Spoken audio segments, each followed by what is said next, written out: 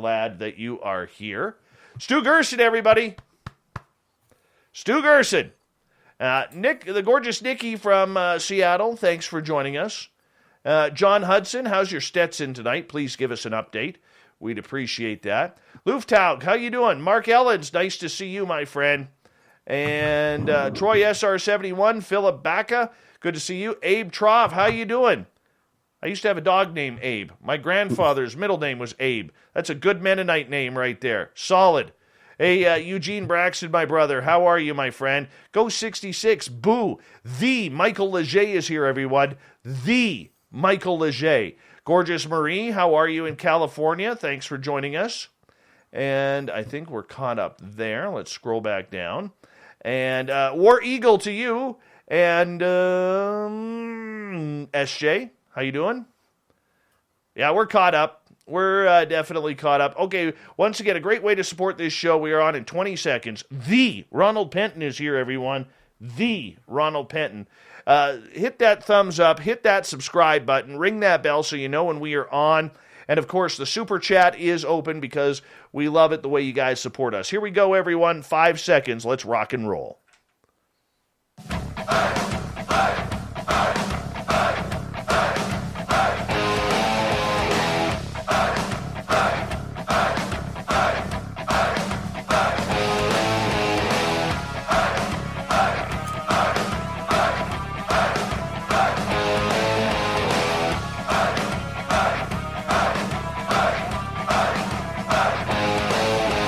From the mountains of central British Columbia to you listening around the world, this, my friends, is Spaced Out Radio. I am your host, Dave Scott, sitting in the captain's chair of SOR headquarters. We welcome you to tonight's show on our terrestrial affiliates around North America, digitally on TalkStream Live, Revolution Radio, and KPNL. All of our archives are free for you by going to youtube.com/Spaced Out Radio. Just do old Davey the favor, hit that subscribe button. You can follow us on Twitter at Spaced Out Radio and on Instagram at Spaced Out Radio Show. Our website is spacedoutradio.com, where we have a plethora of features for you, including rocking out to Bumblefoot and reading up on Captain Shirk's SOR Newswire. Tonight's show is brought to you by Chive Charities. Help make the world 10% happier by visiting Chive Charities today. You can find them on our website. Blayne Tyler is a Canadian researcher into the myth of Sasquatch. Based out of Canada's biggest province, Ontario, Blayne searches the forest for evidence and patterns that are sitting right in front of our very eyes, but we're not really looking to see what's there. Those sites, well, they lead to clues regarding the existence of this large, hairy creature called Sasquatch, Bigfoot, and many other indigenous names. Now, you know, we were going to go pretty light on Blayne tonight, but then we found out that he supports the Toronto Maple Leafs, and that just doesn't sit well with me. So if all of a sudden, I hold up a sign called 67, look at this. If you're on our YouTube channel, this is absolutely disgusting right now. He's put on a Leafs hat, and you know what? This may be the shortest interview in Spaced Out Radio history, but, my eyes, they're killing me. They're killing me. All right, Blayne, how you doing, buddy? Thank you for joining us. Thanks for having me on. Hi, everybody out there, and I'm doing pretty good here in Ontario. We're in the wee hours of Bigfoot time. Now, one of the things that I'm pretty excited about is if you're watching on our YouTube or Twitch streams, you got a window right behind you. And where you live in Ontario, there's been times when some strange things have happened there. Why don't you detail that for us, just in case the audience is watching and they may think that they see something move out that screen? Oh, okay. Yeah, all right, sure. Okay, well, just brief here, and then we can get going. As I got more and more into the researching, a little bit heavier being around them, somehow they found out where I lived, and I don't know how. They followed me home, and this window here, right behind me, where the pictures are, and that print picture there. I've had activity right at this window. I've recorded vocals right outside that window of little juvies in the grass in the field out here coming to visit me in the wee hours of the morning when I'd be in here working on my own videos for my YouTube channel. That's so incredible. Pretty cool. So we're kind of footing as we're doing this interview. It's been a while since I've had activity because I had to back off. It got to the point where I couldn't even go hiking with my family because we wood knocks and everything all over the place scare my family, and my kids wouldn't want to go hiking anymore. So I had to back off a little bit because it got pretty active here around different windows. Right behind me, a few winters back, right before Christmas, I used my backyard as a backdrop for a video, and then like right at the fence, and there's a field, the river goes to a marsh. I was inside. As soon as it got dark, like maybe 8 o'clock or so, there was a big slap on the side of the house right there, and it actually made my picture frames move. That's how hard the slap was. And it sent my wife coming down from upstairs, who was wrapping presents, saying, "What the H was that?" And I said, "Well, that's those beings that don't exist." That is awesome. That is completely awesome. I mean, to have your house attacked by this creature, whether it was in good nature or not, that is just exciting. So you must live in a forest area where there's a lot of action going on? No, I'm kind of rural. I mean, where I live and where I go are kind of two different things. And I try really hard not to go footing close to my house because then we can't even use our backyard at night. But yeah, activity at the house, and not like wrestling. Actually, after that slap, I went outside and I just sat on the lower deck, and they stopped. They wanted to let me know they were visiting. So I went outside, and that's all they wanted, that we're here. And yeah, I don't know how big it is because you know how strong they are, right? So it could have been one my size. It could have been a bigger one. I don't know. But usually I just get little taps on the window or little chirp sounds. I've recorded the end of a wood knocking, and then I got vocal. And yeah, so I don't have to go far, but I mean, you really don't want it in your backyard all the time when you got young kids or teenage kids running around who are creeped out by the whole thing. No, you definitely don't want that. You want to be able to have some sort of peace and privacy. This is your first time here on Spaced Out Radio, and we want to say thank you for coming in on this show. And I want to ask you point blank, how did you get started in this field? Was this something that you've had experiences since childhood, or was it just natural curiosity that led you down this path? Well, yeah, since I was a kid, like grade 6, I think you're about 11 years old. I was a Muskoka kid, so that's central Ontario, not too far from Algonquin Park. So anyway, my sister's boyfriend's family had a hunting cabin, and hunting season was done. I think it was first time I went there was early spring because the bugs weren't bad yet. And I was just a kid in grade 6. My brothers were all teenagers, so of course out came the beer for them. And for me, I'm just, okay, so what am I supposed to do? I'm 11 years old, right? But, you go along. And so they'd sleep in. So every morning I'd just go for a hike or a walk, and I went, the cabin was on the south side of a big pond. And on this occasion, I decided to hike around the pond and follow like game trails. You know what I mean? People, I don't think there was any quads back then. There might have been 3-wheelers, but dirt bikes and stuff. But followed a game trail, left the trail a little bit, seen there's an open area hill over the hill, went down the hill. And you got to remember, it's morning, so the sun's going into the west side of the sub. So I went down the hill, and I noticed there's all these gorilla-shaped people things that were just kind of hanging around right on the very edge of the scrub. A few of them I could make out. There was more, but yeah, they were just like right there. And I'm just looking at them. And this is before I even knew what they were. Ontario, not a lot of culture here, Sasquatch culture. So I'm just looking. And there's a little bit of movement. I think it's just little kids and stuff hiding behind bigger ones. And then I just went, okay. and then I walked back. And then that night, I had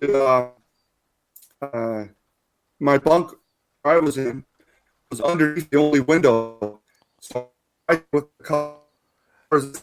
Hey, Blaine, I'm going to get you to check your Wi-Fi. Around outside that window. Blaine, I'm going to get you to check your Wi-Fi because you're cutting out pretty heavy right now, if you don't mind.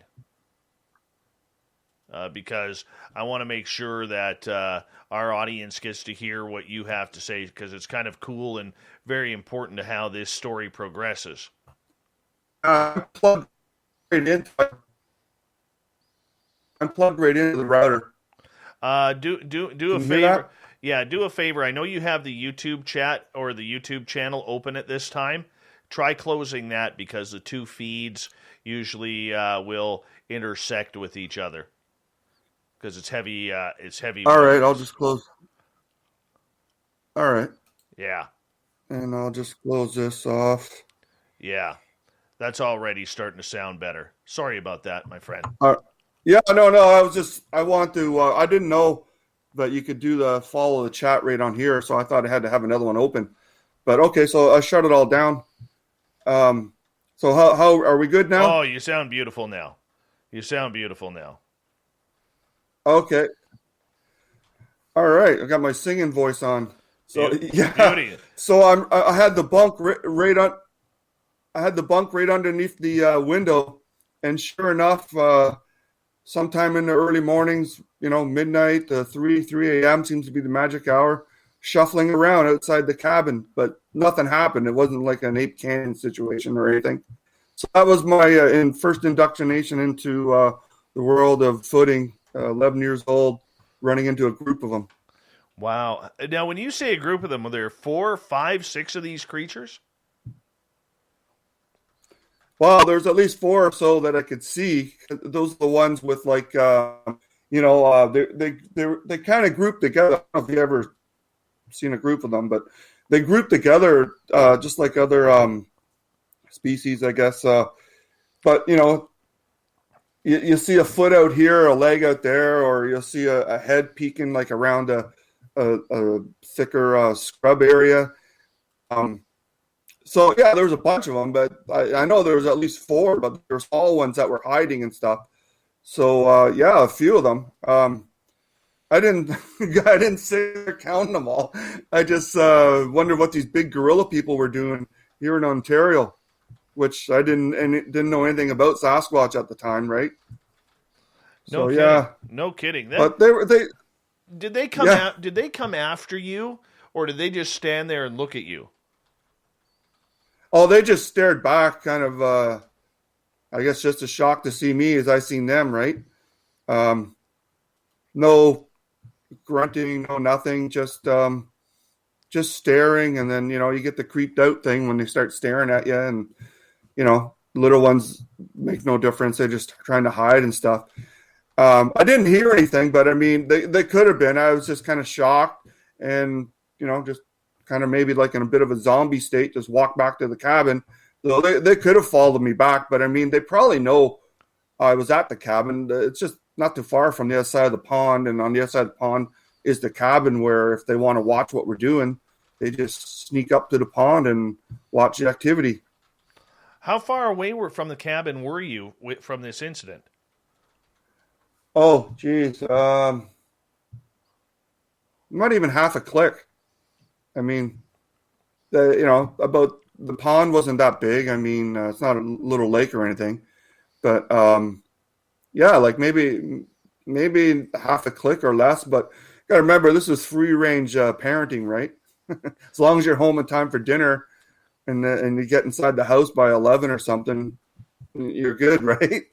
So. Oh, I remember those days. I remember those days where, it was when the street lights come on, you come inside. Because Yeah, that's when the bad men came out. yeah. We were always playing road hockey. Our parents could never get us inside. Yeah. So, For us, growing up, it was street hockey during the summer or a game of football, one of the two. But the minute it started getting dark, it turned into, like, in our subdivision, it turned into like a 5-yard game of hide and go seek. oh, right. Yeah. Oh, so anyway, after that, I was kind of afraid to go into the woods. Um, I didn't know what to make of it. I was hoping that that those things were just up in the wild area and not like back home where I lived and on the rural roads or country roads where you ride around your 1-speed bike, right? And I just kind of stayed out of the woods. And if I had to go by a bit of a treed area, I'd like race through as fast as I can. And then that summer, my grandfather took me to see Mysterious Monsters, and I seen the Patterson footage, and I was like, "Oh, right, that looks familiar. That big Sasquatch walking across the sandbar there." And then I knew.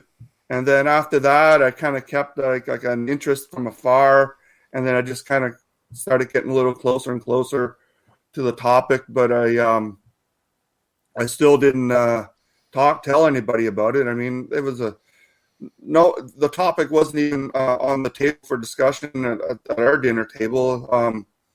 There wasn't any culture in Ontario for it. So, yeah, that was my childhood, worrying about the monsters in the woods grabbing me when I'm riding by on my bike or something. So I learned to ride really fast. Now, in that same sentence, did you feel fear when you saw these creatures? Not from them, just because, of this intimidating running into these big things, right? There wasn't any aggressive, wasn't any baring of teeth or anything, just them looking at me. And then, just, wow, wild animal of some kind.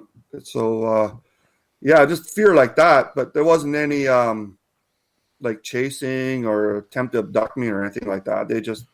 They were just as shocked as I was that I stumbled into their little area where they were catching some morning rays to warm up, probably. And you mentioned you were about half a kilometer from your cabin at that point. From them, how far away were you from them? Oh, not that far. I don't know, 100 feet. When maybe less to 100 feet, that'd be 20, 30 yards, something like that, I guess. It wasn't that far. But, there could have been more like around, like closer. But, I just wasn't paying attention until I got almost right on top of them. And then, like, you stop.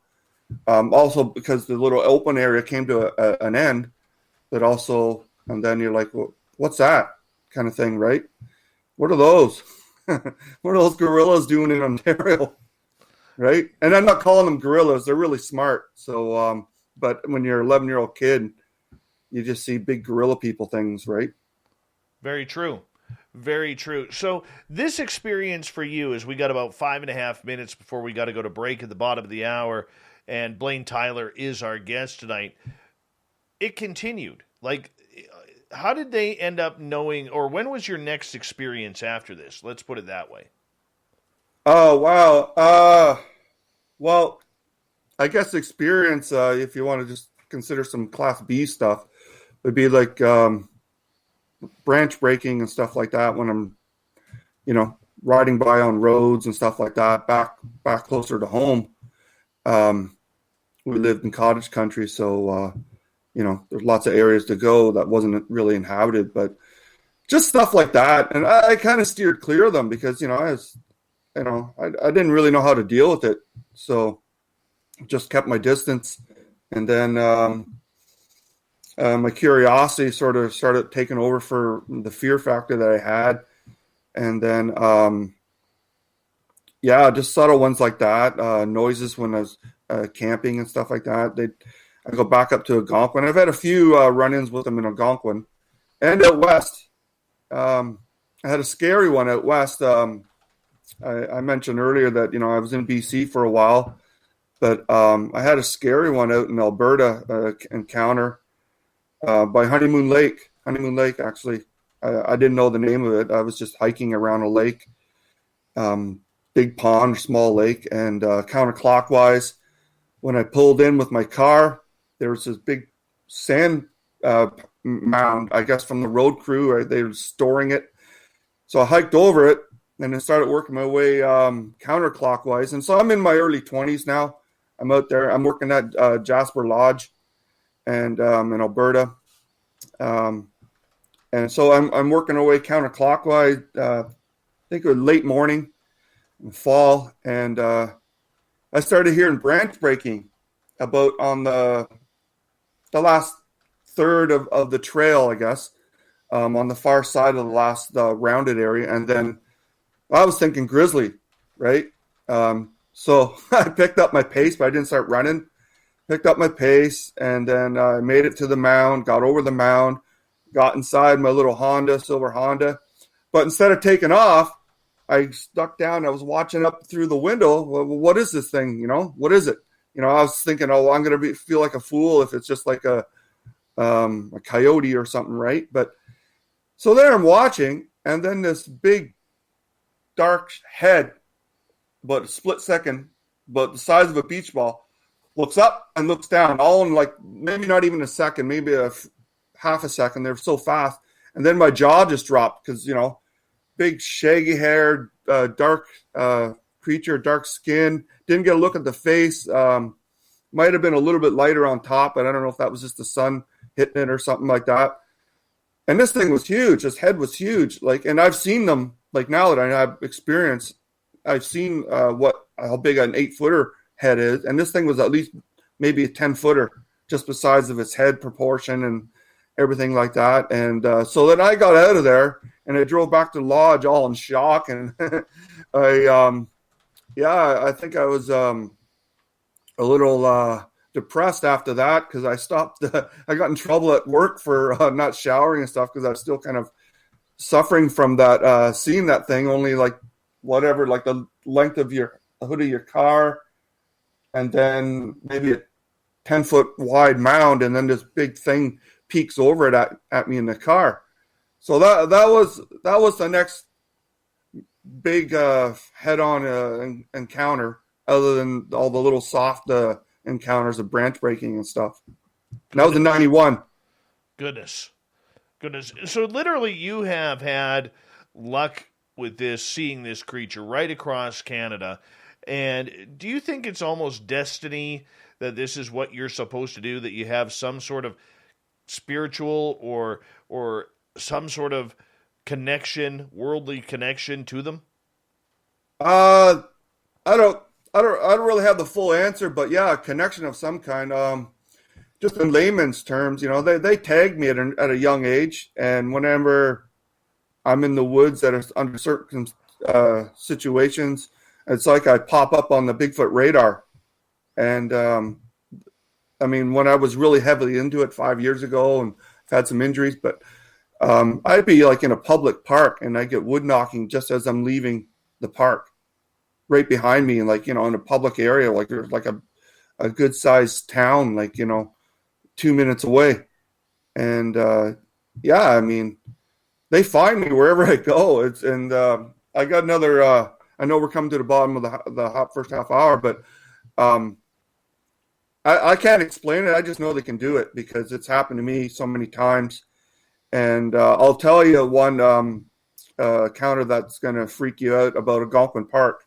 My next major run in them at the park. Well, I know. Well, let's hold that for Algonquin Park, and then we will get into that a little bit more here as the night goes on, because this is going to be a very, very good story tonight, as Blayne Tyler is our guest. He's a Canadian Sasquatch researcher based out of Ontario. Apparently, we're not supposed to prejudge him for being a Toronto Maple Leafs fan, even though they haven't won the Cup since 1967. We'll be back with more Spaced Out Radio right after this with Mr. 67, Blayne Tyler.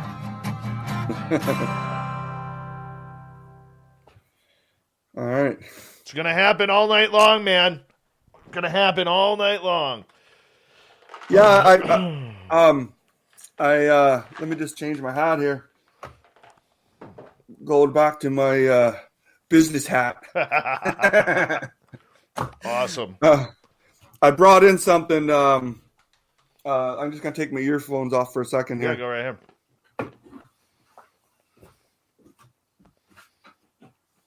Mike in Manitoba, that's exactly what I thought. Ooh, what we got here?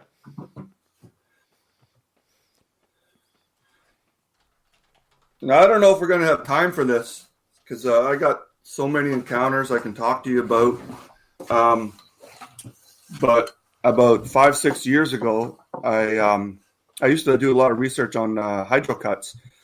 And 5-6 years ago, I came across this, I guess it's like an abandoned gravel sand quarry.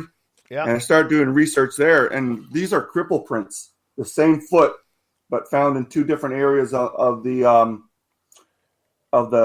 sand quarry. So the front toe is all messed up, and then the other ones are all crumpled in. Oh, weird. And yeah. And then I came across the first one, and I'll just put this back. I'll show you something else.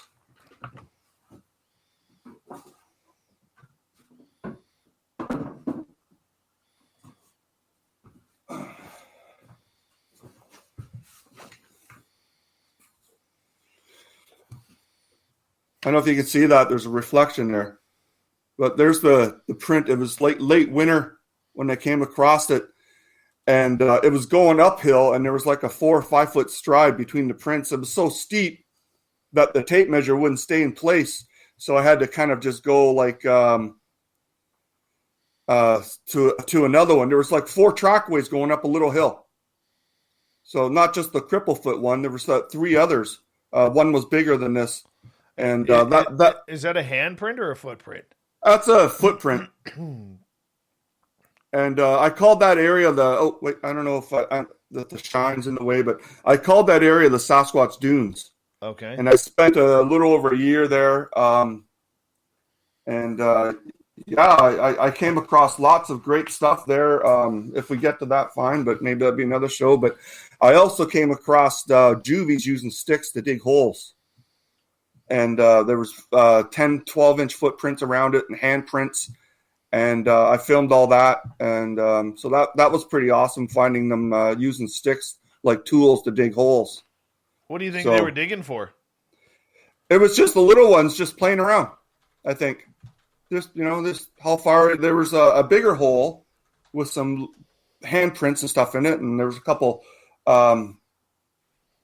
maybe 11, 12-inch prints around the perimeter. But I think they were just playing around, just kids digging. And I got lots of juvie prints. But none of them are got high detail because it's in sand, right? But, so I spent a full year there until I got kicked out of there. What happened was the father passed away. So it sat empty for a while, and then the sons took it over, and then there was activity there, and I kind of got chased off. So, but Duke wanted me to mention this. While I was in there doing some research, I found prints, 14, 15 inch. And when I was talking about them, I did a blind pan. And on the far ridge, out from the tree line in full sun, was a 17-footer. 17 feet tall. Big. It was like 17 feet tall. 17, because I went over. He was standing. I was lucky. He was standing by a tree that had a V in it. And right beside it, he stepped out from the tree line. He was standing there. I guess I was mixing plaster or whatever to cast a 15-inch. And so I went over there, and I'm being safe. 17 is a safe measurement because I just went with the minimum one that I calculated. But I went over there, and he was only 2 or 3 feet down from the 20-foot break in the tree. So I just used 17 because before that, 15 foot was the big benchmark up at the Bighorn Dam or something like that out in Alberta. I'll think of it after. But yeah, I measured it. Big King Kong watching me. Holy cow. Wow. We've got about 1 minute here. Holy shit. That's heavy stuff right there. Well, that's what Duke calls a mega Sasquatch or a giant, right? I mean, the prints were so big, I didn't have enough plaster. Right. I got to get you to hold on right there. Big thank you to Ed Clater and Brett Lewis for the amazing super chats. It's a great way to support what we do on this show on a nightly basis. Thank you to our new subscribers. Here comes the second half hour.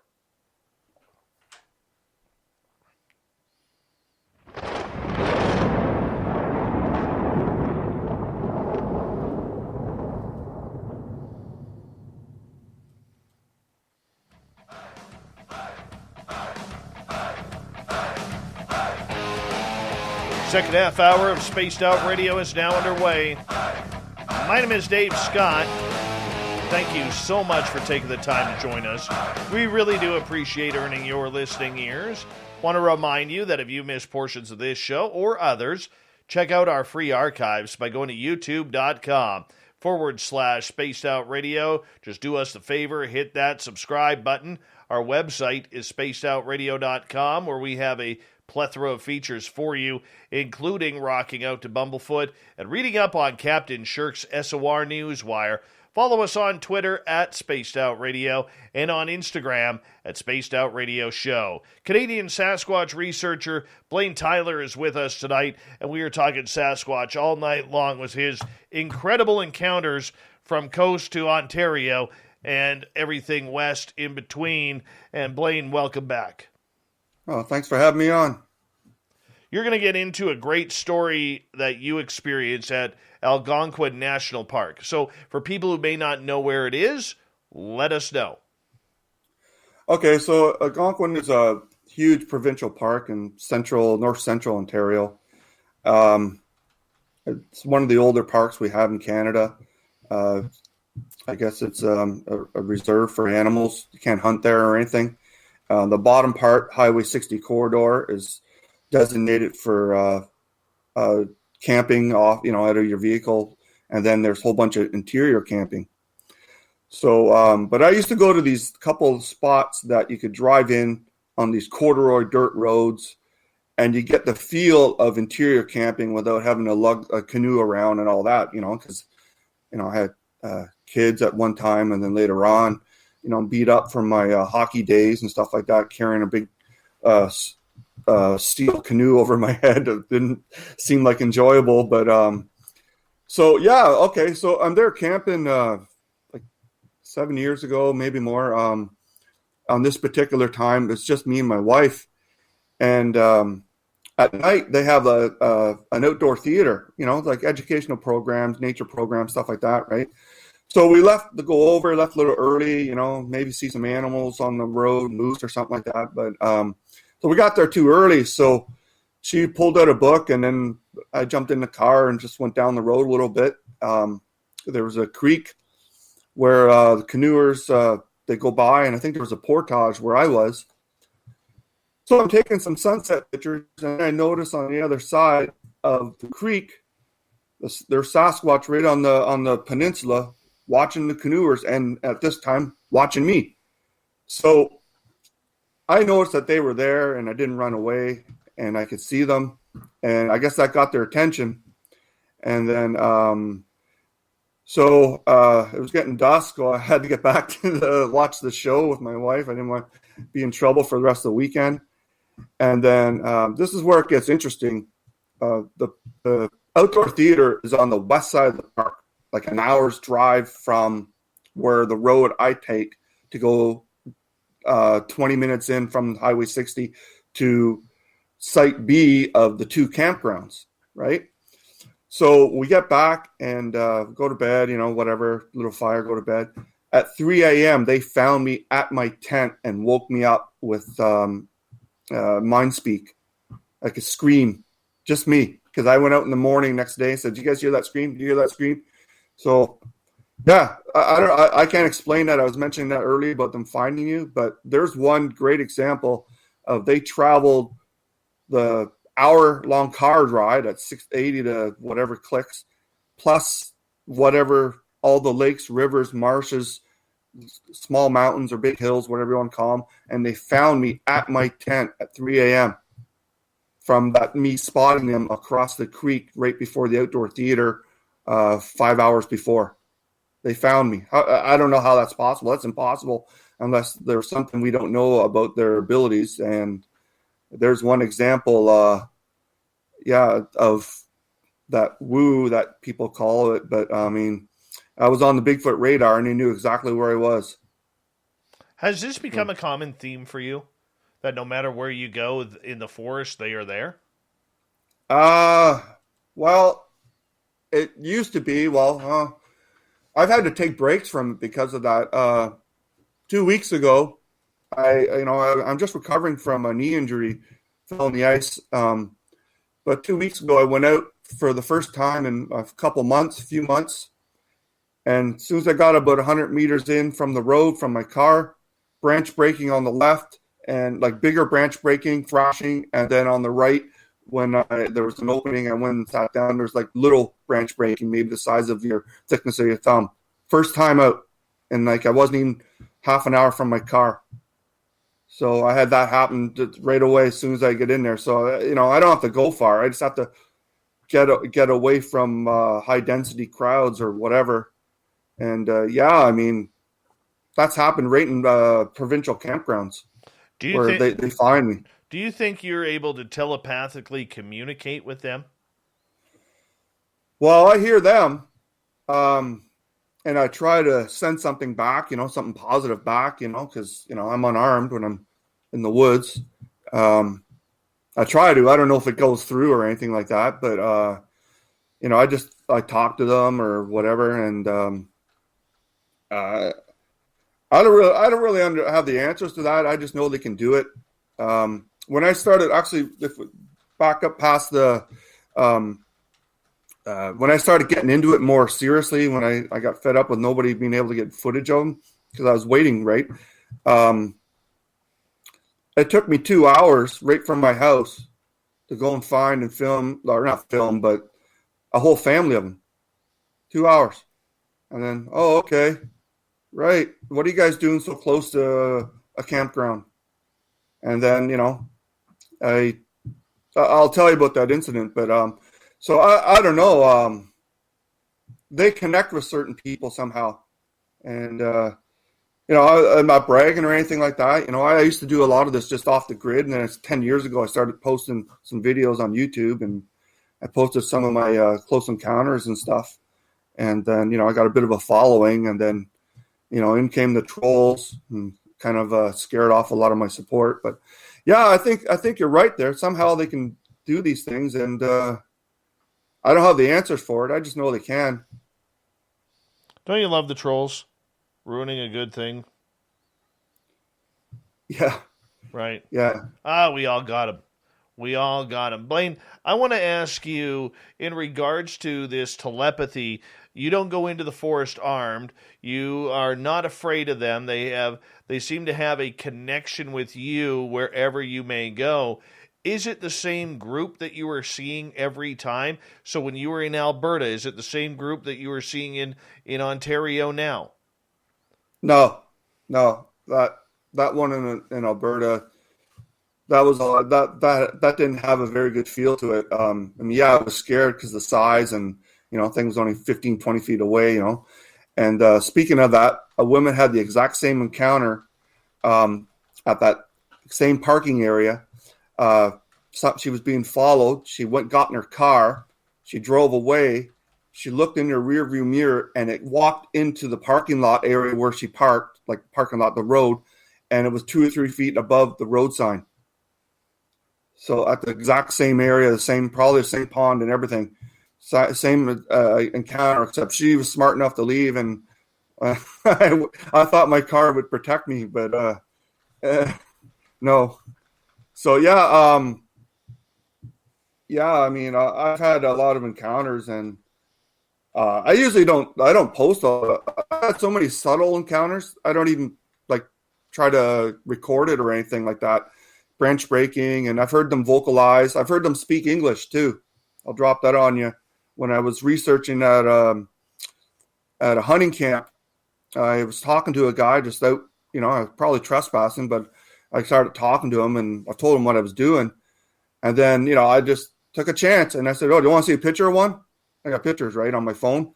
And he goes, "Sure."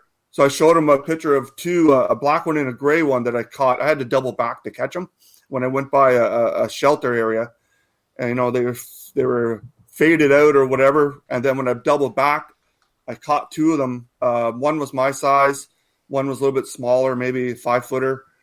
And then I showed him that picture, and he goes, "They're real," the whole shock thing. And then he was afraid to use the outhouse, right? But so yeah, I said, "Well, so can I snoop around your property to see if you have any activity here?" He goes, "Sure." And I was working there, researching there in daylight. This happened right at dusk. And I was talking about one that I thought I got a picture of one. I'm pretty sure I got a picture of one on the other side of this kind of a marshy area. It was on like the hill, and I'm on this side on the path. And then I heard just bombarded with vocalization. It was a mimic. It was bigger. It must have been an adult just by the power of it. It was fast, choppy, and very deep. And what it did was it repeated the conversation of two hunters talking to each other, but it mixed both all of it together. Like it was like one long speech coming from one person instead of two people talking, pause, wait, and all that. It mixed both dialogues together, and it was fast. So like, it was right behind me somewhere while I was trying to do a follow up to a picture I got, and so yeah, I heard them speak English or mimic English. So that was a shock. I've heard them talking too, but I got what they call the samurai chatter. I've heard that too. I've heard that right outside that window there. That is the weirdest thing, man. When you get the samurai chatter going on. Yeah, I don't know if you just heard that. I've had samurai chatter right outside this window. Yeah, that's incredible. But it caught me off guard. I wasn't ready to record it. I was just in here doing something, and maybe I might have played audio of something. And then I turned off my laptop. I got a window right here too. I was closing the window, and then before I got to that window, I got a vocal burst of samurai chatter right through the window. And then I said, "Oh." So for people out there who may not be familiar with it, do us a favor and give us an imitation of what it sounds like. Who, me? Yeah, you. Come on, let's have a conversation. I was hoping there'd be somebody else. Come on. Yeah. It's like two samurai, from a Chinese movie, trying to shout each other down. But this also had the high pitches, like just something like right off of CR Sounds. Yes. So it was a mix. It was a juvie. It didn't have the big baritone from the one trying to speak English at the hunting camp. It was a juvie, and it was just one short burst, and that's all I got. I'm stumbling to get my recorder on, but that was it.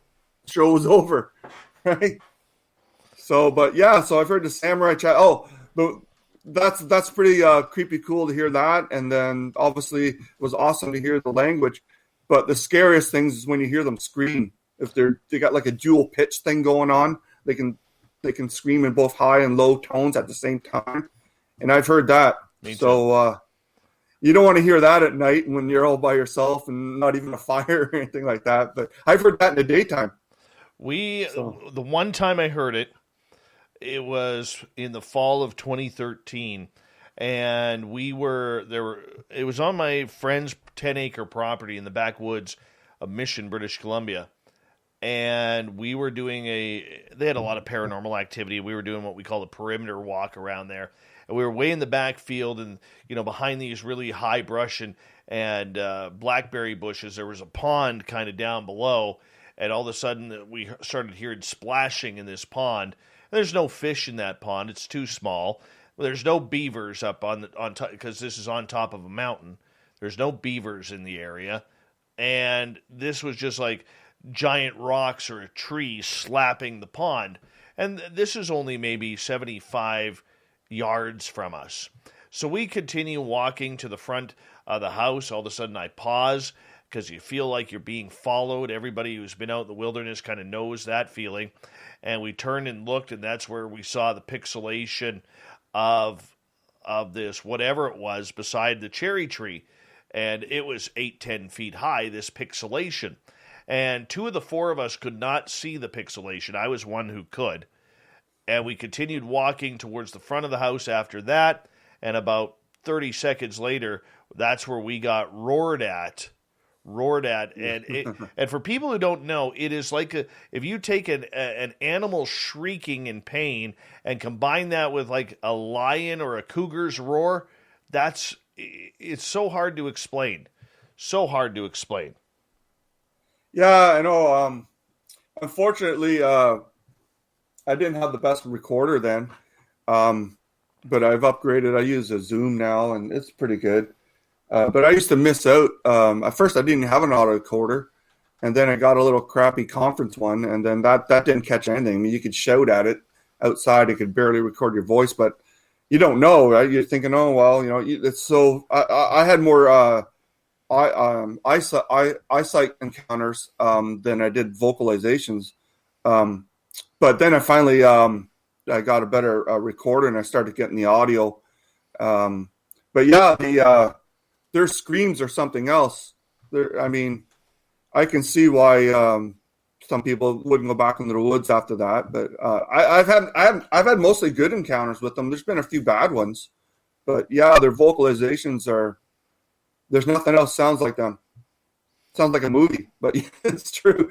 You hear that and you go, there's definitely nothing else except a Sasquatch that can do that. And like the pulley up screams, right? So you're familiar with those, right? No. Fill me in. Oh, you've never heard of the pulley up screams, I think in the 90s out of Oregon or Washington State? Wow. Okay, yeah. These people, they're hunting camps, not hunting camps, I think just cottages or, cabins and stuff. And for 2 nights in a row, they could hear this screaming down the canyon. And then finally someone said, I'm going to record this. And I don't know if it was a cassette tape or something and a mic, but just scream burst, for like hours, 2-3 hours in the middle of the night, like at 3 a.m. It was so scary that most of the people packed up and left. Hearing this big creature with these lungs the size of King Kong or something, being able to hold that scream note for 30 seconds to a minute each time, each burst. And even the Rangers or something were hearing it. But yeah, the pulley up screams, I think Washington State, maybe Oregon. But yeah, I've heard that scream, but just not like so many consecutive. You usually just hear one. So, but yeah, that's pretty scary stuff. If you're not used to hearing it, but I've heard that. If you guys want to Google the pulley up screams or maybe go to a Bigfoot site like Oregon Bigfoot, they got it. That's incredible. Blayne Tyler is here tonight on Spaced Out Radio. We're talking Sasquatch. Blayne, for you having these close encounters that many dream of having, do you know when they're going to happen? Because for many of us, like I'm heading out to the forest on Sunday. I consider myself a pretty spiritual dude. I'm into my Zen, my Chi, and everything else in between. But I'm curious for you if you know when it's going to happen, where they're going to be.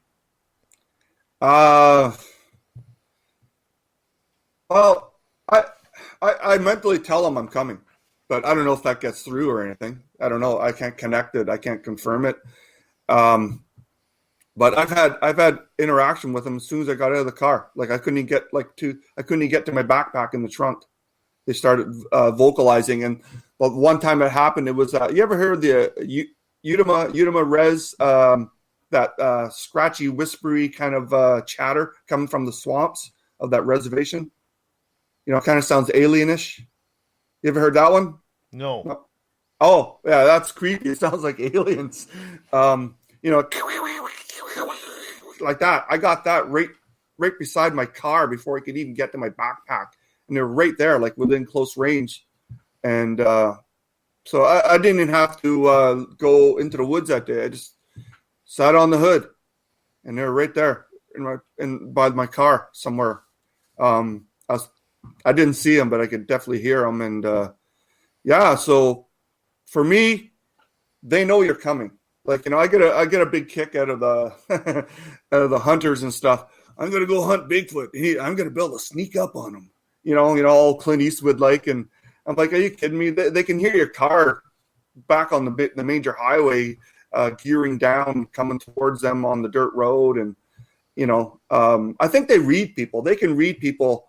I don't know if they can see your aura or something like that. But a lot of people say they can figure out your intent, right? So they know what rifles are. I don't know if you were aware of that. They know what rifles do. They don't know, the chamber and all that. They just know what rifles do because they've seen hunters shooting deer and everything else, right? So, I don't know. With me, it seems like a blessing, but it can also be a curse too. Because I like I said earlier, I had to stop hiking with my family because they would not. I got a 10-year-old girl hiking around. She's all scared. Let's go back to the car, Dad. And my boy, not that much older, and they get creeped out. So I've had to. I mentioned it to Duke over at World Bigfoot. Sometimes he's like, "Oh, where have you been?" Like I have to take breaks because they creep out my family, right? And then you can't do anything, except maybe go to Walmart. But that's what my life's like, and I've had some other scary encounters too, but most of them have been pretty good, where they just let me know they're really close and stuff like that. And I'll tell you about a really cool winter encounter. I don't know how we're doing with the. We got 2 minutes. We got 2 minutes. Oh, 2 minutes. Okay, this is going to take longer than 2 minutes, but I'll tell you one. Then I can tell you the better one after the break. I was doing a reenactment of Ape Canyon, and I was looking for sightings. There's a rock pile. Maybe I can do like the miners coming back from work, walk back. And while I was taking a picture and filming it, one came right up behind me, sniffed me. It was about 2 feet taller than me, sniffed me, and then running back through the springy grass and sumacs, thump, thump, thump, thump on 2 feet. And it happened so fast that it was gone before I could turn around. But that was in daylight, like maybe at 10 a.m. in the morning, right up behind me. So big sniff and then took off. Maybe it didn't like how I smelled, or I think it was just checking me out. But yeah, that's one encounter just on a quad trail. So does their speed amaze you? I mean, every Bigfoot researcher that I talk to says, they can't believe for a giant creature how fast these are. Well, yeah, it's amazing. I mean, I've seen them running. I've caught glimpses of them running, out of my peripheral vision. And I mean, it's like the what's it, Usain Bolt guy or something like that. But the terrain doesn't mean anything to them. We got lots of hilly. I used to research around hydrocuts a lot, rocks, hills, creeks, lots of obstruction, like logs down. They just go through it like it's nothing. And yeah, they can pace your car easily. They're just so strong and powerful that, they can just run through branches that would decapitate us. So yeah, it's amazing. But that's another reason why it's so hard to get footage of them. We're so totally outclassed in every way. When people say, well, where's the better footage? Well, right. We're like a snail trying to get a video of a rabbit or something. I don't know.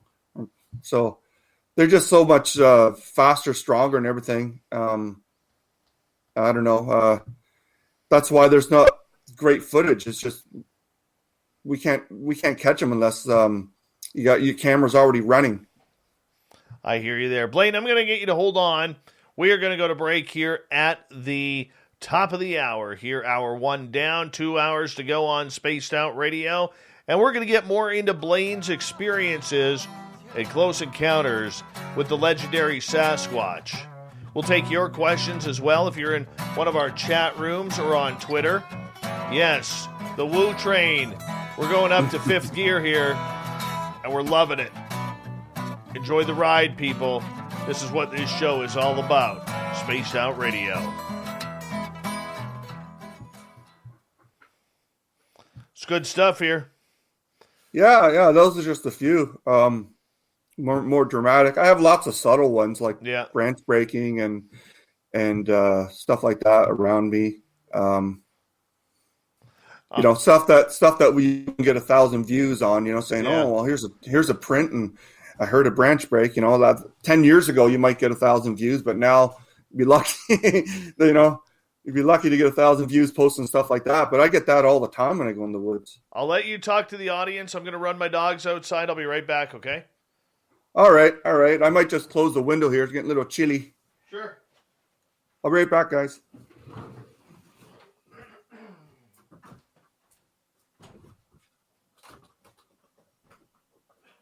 Okay.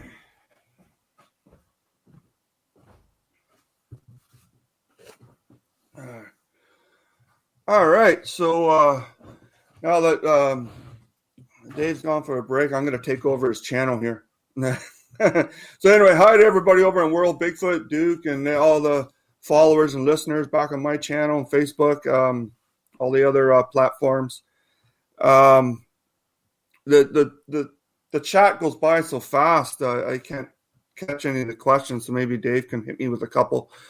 But let me just see of a story that I might not, an encounter that I might not remember to mention, because it's usually just the dramatic ones, right, that people are interested in. But, okay, well, the window here. One time, my boy and I, we went out on the deck. We heard noises out in our yard, our backyard, our back corner that way, fence, compost. And we were out there on the deck. So apparently two juvies were rummaging through our compost. And I give them a little whoop, just like, hey, I know you're here. And they both took off screaming, jumped the fence, went running back through across the field. And I can hear them, they're, whatever, running across the field. So, I mean, I don't know if I've even mentioned that one before, but there's two small ones. I think one might have been a female, but you don't know. Their vocal cords are different than ours. Let's see. What else can I share that I probably wouldn't mention? Subtle encounters. Oh, well, okay. Well, how about something more recent? I found two big shelter structures, 10-inch print. Got a picture of it here. Here, let me go to favorites here.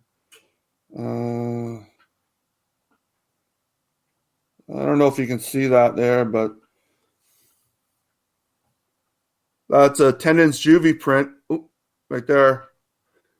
Only one print. It stepped on a soft area and then onto a hard packed area of the quad trail. And then the next stride was back into the spongy stuff, cutting across a hydro cut. So, but while I was hiking, I kept picking up their scent as they're moving with me through the woods. The wind would pick up or whatever, and then you'd smell that. How do I describe it? Kind of like skunk, wet bear, and sewage all mixed together, or something like that. I don't know. So that was this week, and then last week, week or so ago, was the really aggressive branch breaking on the north side of the trail. And then when I went and sat on the right side, it's just a little stick breaking and stuff like that off a quad trail. What's this? Sasquatch would beat a dogman in a fight. It just depends on the size, right? Dogmen seem to have a more mean disposition. And I've run into those ones. So I don't know if that's going to come up on this show. There's so much to talk about, but I've run into those ones with the snouts. Gugwe, as Duke over in World Bigfoot Radio calls them. Yeah, I've had some bad encounters with that, and whenever I run into those, I just don't research in that area anymore. I mean, you never know where they're going to be, or you never know if they're going to come out and be all huff and puff at you and stuff like that. But yeah, I've run into those ones with the snout. In fact, one almost took my head off with a branch. I was hiking on a tree I was hiking on a trail, and yeah, so I was just sharing an encounter with the gugwe, or the snouted ones, just sharing some of my experiences that I don't know if I'll get time to talk about. Sure. But yeah, I've run into those dogman gugwe ones, but the ones here got shorter snouts. I've had a few run-ins with those guys, but that might be a whole nother show. But I was just saying how one almost took my head off with a branch on a trail in a park. And what precipitated that was I pushed an arch out of the way that was over the trail. And I didn't get 3 strides before a crack right beside me. And it was so close to me that the bark from the branch it was using shattered onto me. Wow. So, and then I could see, like, it was like a dirty gray. And the ones here got small, shorter snouts. And it was, and it was right after I shut down all my equipment. Because I was like, I could see my car. Give me 2 seconds here, because we're going to get going here. Big thanks to Rye, Kira, Cat Chaser, Super Ed, and Brett for the super chats. We really appreciate the support. Here we go with hour number 2, everyone.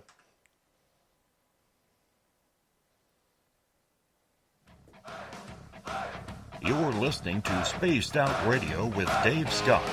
Follow Dave on Twitter at Spaced Out Radio and on Facebook, Spaced Out Radio Show.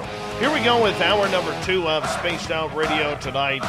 My name is Dave Scott. Thank you so much for taking the time to join us. We really do appreciate earning your listening ears wherever you are on this beautiful planet we call Earth. We want to say thank you to everyone tuning in on our terrestrial affiliates around North America, digitally on TalkStream Live, Revolution Radio, and KPNL. All of our archives are free by going to youtube.com/Spaced Out Radio. Just do old Davey the favor, hit that subscribe button.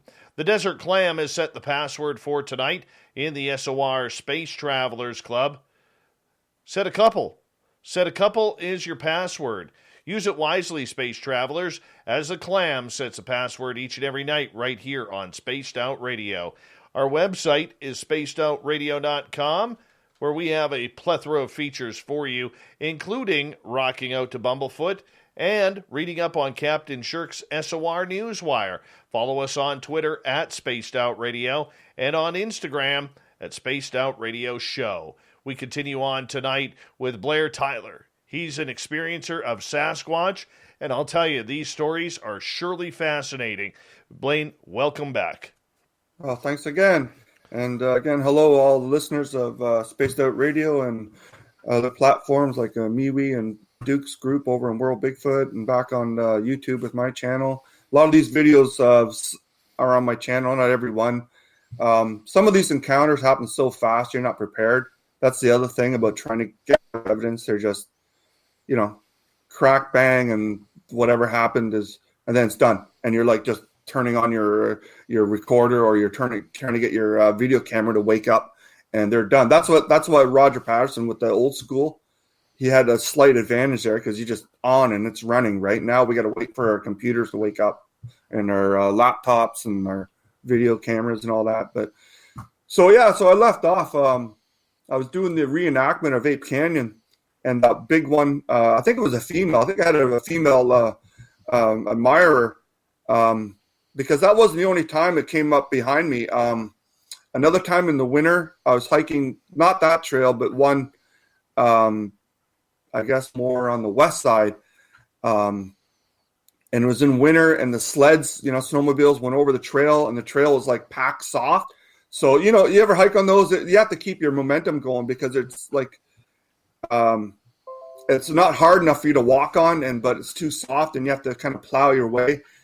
So anyway, I'm trucking in, not even 20 minutes. And I'm pumping my arms to try and keep some momentum. I got a backpack on. And then with my left arm, I swing back and I punch a leg that's standing right beside me. And it felt like it was about this wide. And it's just all muscle, like a bodybuilder's leg. And I used to work out for hockey, so I know what that feels like, having like a low fat content. But right behind me within an arm switch, the arm swing, I punched the leg of I think probably the same Sasquatch that was following me around. And I was doing the reenactment. So there, I touched one. I always want to touch one, but not like that. We got some audience questions here I want to get to, if you don't mind.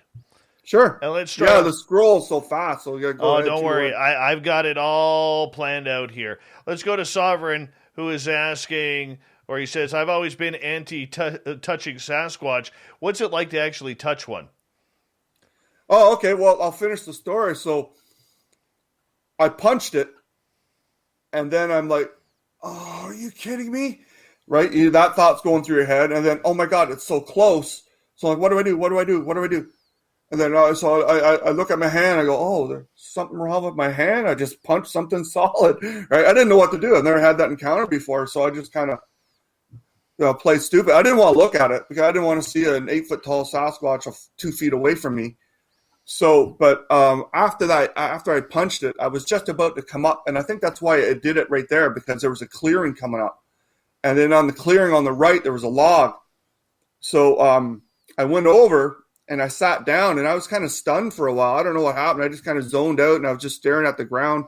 And not just because of the encounter that just happened, but because I realized why my camera was turning off. They've been standing right near me. I've had literally on-off battles with them. Tried to film on, and the camera turns off, turn on, off. And then one time, I guess I got fed up with me turning it back on. It actually closed the viewfinder on my camera when I was trying to film them near their shelter. Oh, wow. So, yeah.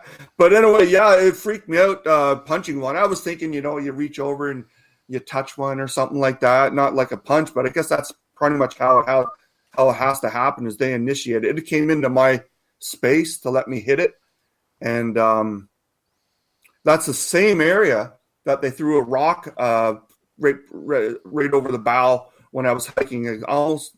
Almost identical area. Yeah, same part. I was hiking along, and this rock didn't hit me. It went sailing and hit the tree like 3 feet in front of me. That's the exact same area now that I think of it. So, yeah, it was freaky, but, I mean, I always want the touch one, but, you kind of like want the more they call it the romantic kind of setting, right? You touch one on the arm or the hand or something like that, or whatever scenario. You don't want to like be punching one because then you're like, well, is that aggression or something like that? But yeah, it purposely strode into my hand so I would hit it. So that was a major freak out, and I think I had after I came through looking at the ground, I didn't care. There could have been a dozen of them standing in the field. I could have seen a beautiful trackway. I just went back to the car and left. It was too much. I was overloaded. I just left. That was too much. I bet. All right, let's move on to another question. Eric with a K wants to know, what about skinwalkers? Have you ever ran into them? And we always try and get Eric with a K's question in because we're his 4th favorite show in the world. We're number 4. We're number 4. Yeah. Exactly. Adult skinwalker, like a shapeshifter kind of thing? Yeah. I don't really know because, I've seen some weird stuff, and I've filmed some weird stuff I didn't have I didn't know how to explain if I were to post it.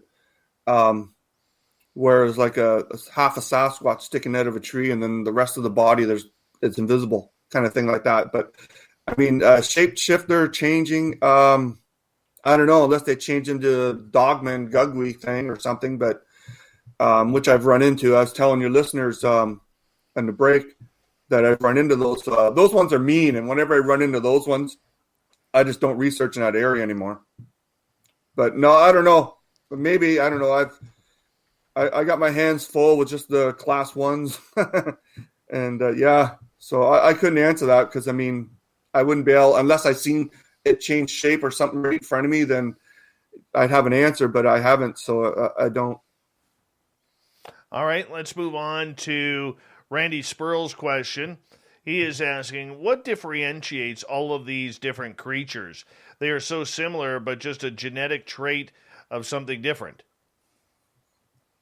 I think they're inbreeding. There's hybrid ones running around. That's why, you got the beast of seven shoots with the snout like that, and then there's ones here with the shorter snouts. So they're mixing. But yeah, I don't know. The ones with the snouts seem to be more lankier or leaner or something. They don't have the sheer bulk of a class 1 patty type Sasquatch.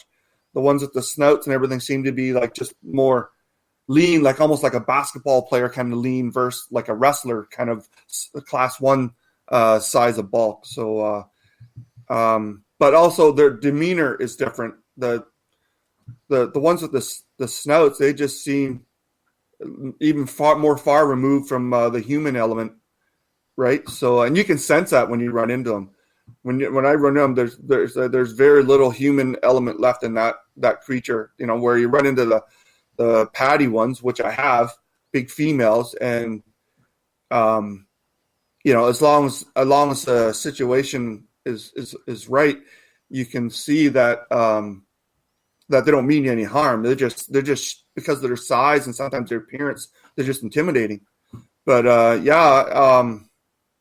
I don't know. Other than that, just saying that I think they've been inbreeding for quite a while. All right, follow up from Randy, who is asking, Blayne, what do you think Bigfoot is? Well, I think they're their own species. I don't think they're Neanderthal or anything like that. They're a people of unrecognized people. They're not an animal. They're not the gorilla. And actually, speaking of that, I had some good debates when Dr. Bendenagel came to my house. I showed him some footage of a family, that family, some pictures and stuff.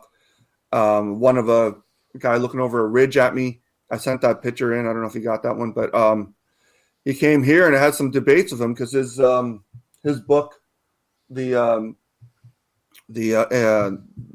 Sasquatch books refer to them as I think apes or something like that, which I tried to debate that with him. He didn't want to really get into it.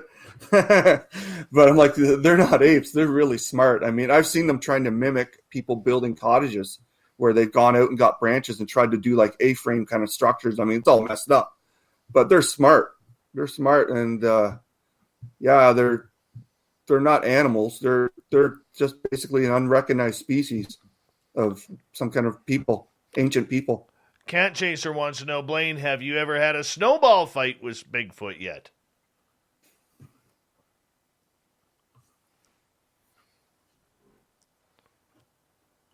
Can you hear me still? Yes. Cut out there a little. Have you ever had a snowball fight with them? Yes and no. I threw snowballs at them, trying to get them to throw some back. I've done stuff like that. I threw at a tree and maybe close to a tree probably, but they've never thrown one back. I was throwing a Nerf football around once when a group I was hanging out with. I go visit. I throw it up in the air and catch it like a dozen times, and then I threw it towards where I knew they were, and I told them, "It's yours. Here's a gift. Whatever." I forget whatever I said. But yeah, with that group, this is the same group that when I first started going looking for Sasquatch, just to see if I get some footage because I was tired of all the hype and crap that you see. That group let me get right in by the shelter and stuff. In fact, I was looking at a young female, but maybe about my size. She had a couple little ones in a kind of a rudimentary shelter. And I guess I was staring at her too long. She had her arm up like this, didn't want to make like direct eye contact with me. But then another one broke a branch like right beside me and time's up. Stop staring at the female with the young ones in the shelter. Oh, okay. So then I went around, and I took some food and stuff out of my, peanuts and apples and stuff like that. And I just tried to show intent. I know you're not supposed to feed them, but I don't have a weapon. I'm trying to show intent, especially I'm out there by myself, right? I'm not here to hurt you or grab one of your little ones or anything. So I just, I dump food there, and then I just kind of back away from the shelter and go do something else. But no snowball fights, but I've done stuff like that where I've tried to get them to play catch with a Nerf ball and stuff. And then, wow. So actually I guess I should tell you about that encounter that I dropped. So I went out 2 hours from my house. I just said, I bet you they're here. I didn't look at, I don't go by any reports. I've never used anybody else's techniques. I just started with my own from scratch. All the stuff from the 90s and all that stuff is just outdated. You know what I mean? Like that. So I just go out and I started, just did what I thought was right.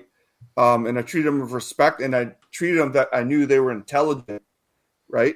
And I never carry a weapon. I had a knife just for like casting and stuff like that. Popping prints out. But so I was out hiking on a hydro cut. I had my kid, I think he was grade 8, and his buddy. We're hunting a couple, 2 or 3 mountains in off the road. And then I noticed a big X, like multiple reinforced X. And then, oh, wow. And then I went over back to my kid who was still back on the hill. They were goofing around, and I sent them back to the car on the dirt road. So then I went in for a closer look, and like, wow, this is definitely not natural. There was multiple branches reinforced. And then I followed the game trail. And at the time, I don't know why, I guess too naive, I'm being a little bit stupid, but I followed the game trail right inside the shelter, and there was a bunch of them in there.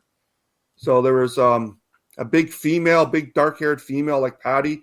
She was laying, like, how you lay on a couch, like with your arm up like that? But yes. This arm was like propping herself up. She was stretched out. Big black one laying down like that. She had a couple of young ones around her, like little ones, and then there was a couple like 2-year-old ones leaning against a tree, just being really still. There's a huge male in the back that I didn't even want to look at. It was so big that, I thought his legs were tree trunks, but then when I did a follow-up, there's no tree trunks there.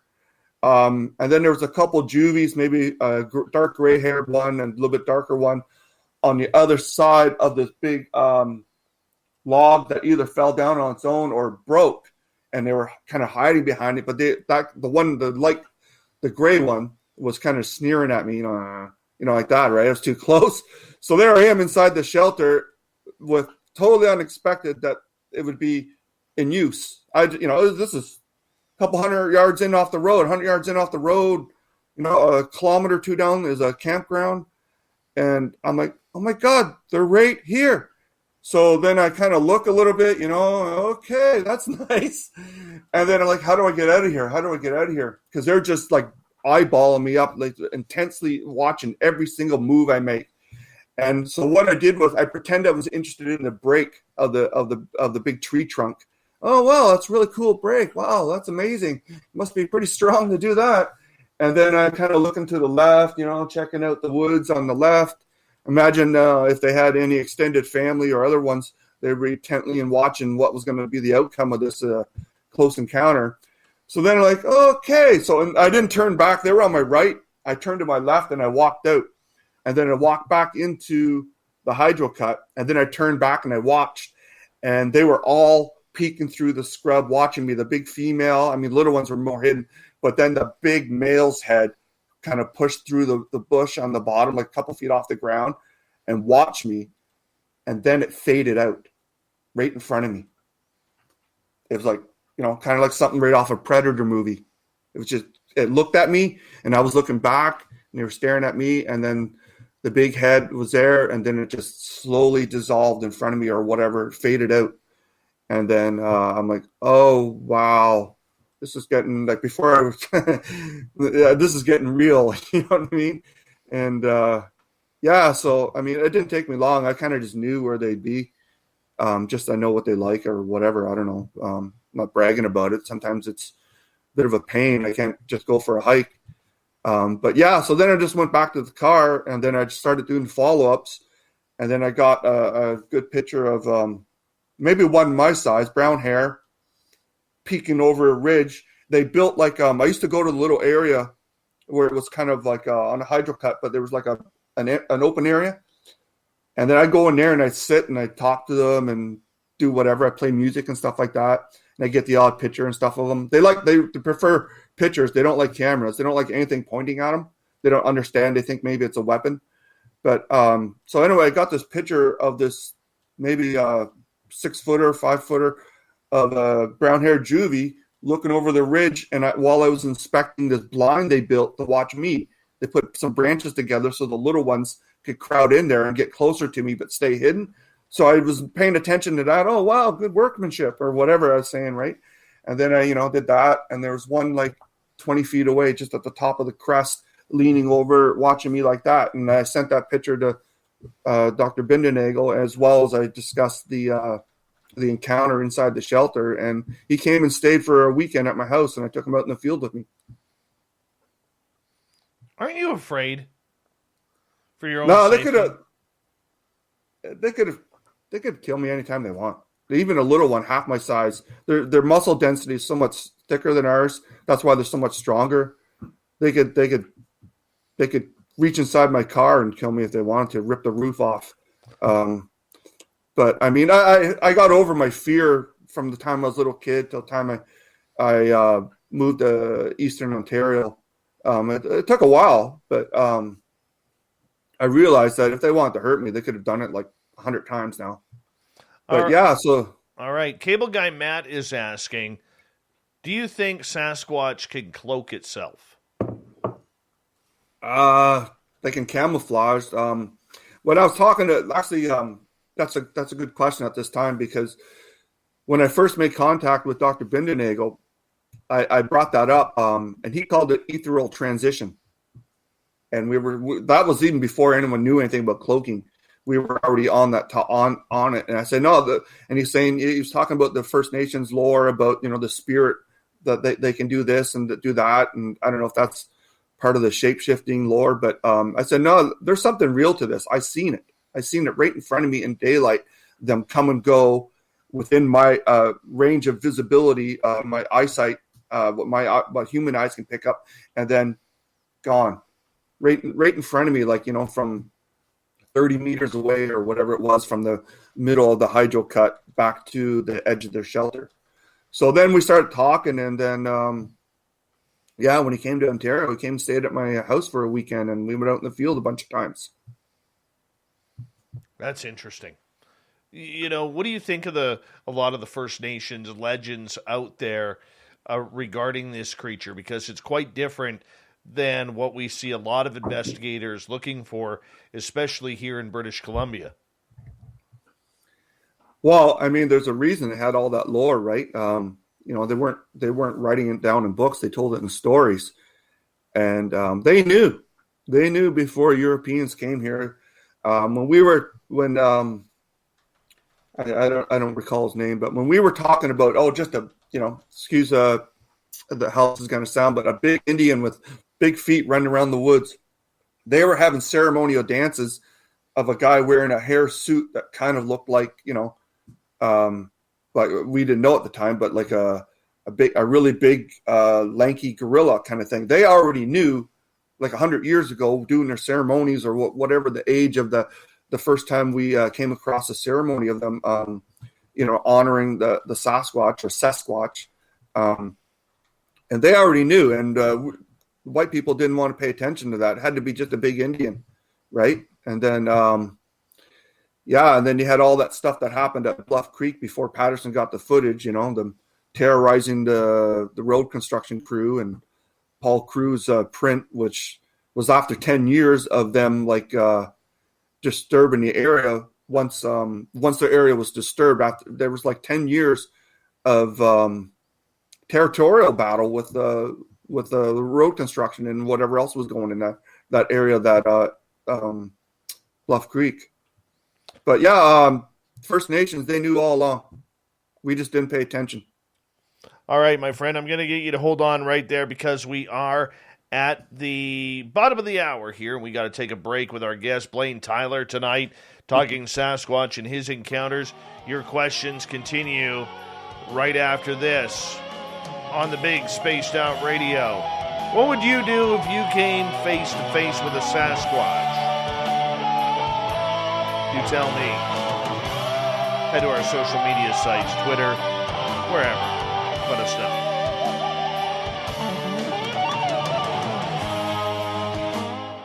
I gotta go coffee up. So just excuse me for a minute. You go.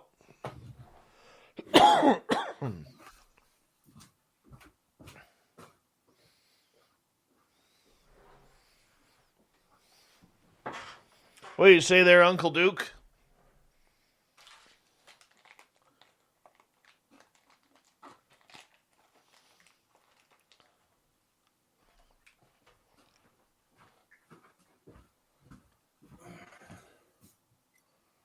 That was a quick coffee. All right, did I miss anything? No, you're only gone like 7 seconds. Yeah, I made a big pot of coffee before the show started. So, yeah, we'll have to, we're going to run out of time real faster, but I'll have to, if I get invited back, I'll talk about my dogman encounters, because that's a whole nother show. We can do that. Yeah, those are even scarier. Those are even scarier. I mentioned briefly the last break how one tried to take my head off after I pushed aside a little arch over the trail. So that wasn't good. So I'll come back and I'll tell you another time how I got out of that situation, because it had me by the hip, 3-4 feet behind me, right on my right. I could hear it breathing. So. Yeah, that was right inside a park too, like not a provincial park, just like a, typical county park or something like that. But yeah, that was one of my more scary ones. And I've run into them other times too, though. You go looking for Sasquatch, you never know what you're going to run into, right? Which type of creature, cryptic creature. So I'll save that one because that's a bit of an ordeal. I got more regular Sasquatch encounters to throw your way, or I can talk about Dr. Bindernagel's visit. If you'd like. I had an argument with him. I've never posted that on YouTube. Not like a mean argument, but just like a heated debate with Bindernagel over the Freeman footage. I don't know if I ever mentioned that. I think I might have mentioned that to Duke over there. But yeah, with the Freeman footage, I mean, I liked it. And actually, I was at West in 91, and he got that like 93 or 94. But because Freeman was on that show, Good Morning America, and then they edited it out to make him look like a hoaxer, they asked him if he ever made up in his own castings, like Prince. And he said, well, I made one up of his own because he knew his own weight, and that's how he was going to use a gauge. Remember the big dilemma of trying to figure out how heavy the creatures are? Yes. So he made one up. He was like 300 pounds or something like that. So he knew his own weight. So he made his own foot up. And then he was going to use that as a scale to the prints he was finding. But they edited out. They said, yeah, I've done that before. And then that's all they put. They didn't explain that he was only doing it to have a gauge to figure out how heavy the prints of the creatures were with leaving prints around his area. But anyway, so I had this debate with him. He didn't even want to talk about Paul Freeman. I'm like, well, who cares? Who cares about Paul Freeman? He says, show, just look at the evidence. Look at that footage right there.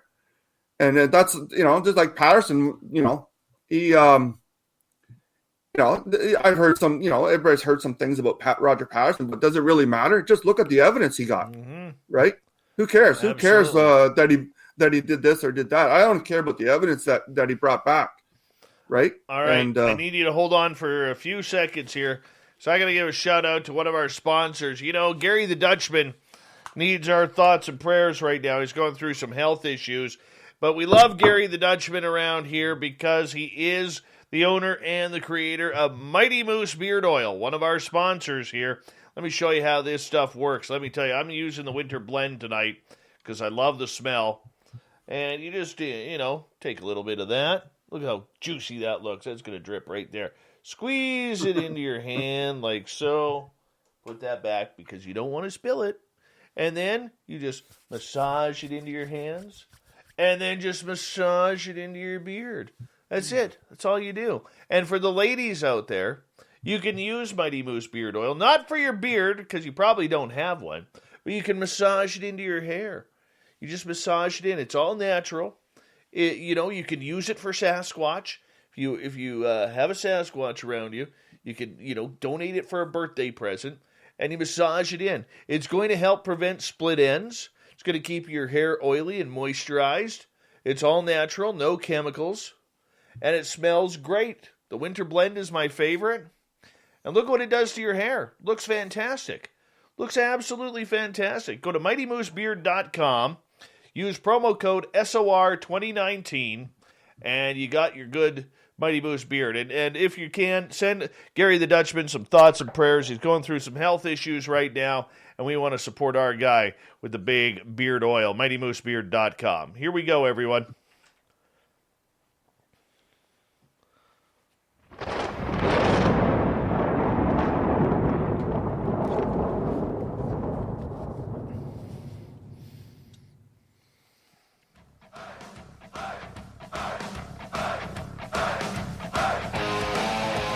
We passed the halfway point of Spaced Out Radio tonight. My name is Dave Scott. Thank you so much for taking the time to join us. We really do appreciate earning your listening ears. Want to remind you that if you've missed portions of this show or others, check out our free archives by going to youtube.com/Spaced Out Radio. Just do old Davey the favor. Hit that subscribe button. Our website is spacedoutradio.com, where we have a plethora of features for you, including rocking out to Bumblefoot and reading up on Captain Shirk's SOR Newswire. Follow us on Twitter at Spaced Out Radio and on Instagram at Spaced Out Radio Show. We continue on with our guest tonight, Blayne Tyler, Canadian Sasquatch researcher, filled with some incredible stories that he has encountered in the forests across Canada. Blayne, welcome back. Oh, thanks again. How's it going, everybody? Hi from northeastern Ontario. Now, for you, as someone who goes out there, a lot of people will sit there and say, you're crazy going unarmed.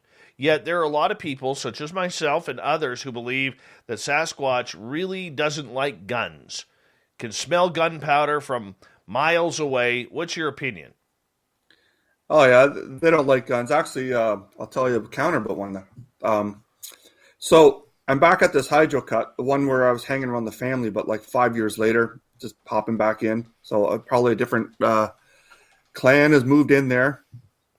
This is on my YouTube channel, by the way. This particular one, and some of the stories that I've talked about, I've actually got some evidence of it, or as it was happening, or did a follow-up. But anyway, so I hiked through the bush. I come into one of those side clearings on the hydro cut, and I come across another rudimentary shelter. So, being a dork like I am sometimes, I got too close. And then pretty soon once I got too close, I started hearing all this huffing and puffing of something with very big set of lungs. And definitely not a deer, because this thing was kind of stalking me. So, I got for like a minute or two of,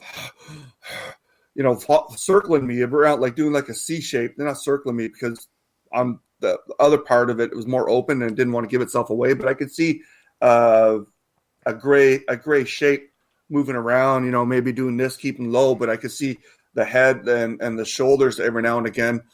I've seen it a couple times, but anyway, I heard it huffing and puffing, and it was giving me a hard time that I got too close to the shelter. Then a gunshot went off further west. I don't know if it was someone target practice or something, a couple shots, and it stopped. And then immediately the intense pressure of it trying to drive me away stopped also.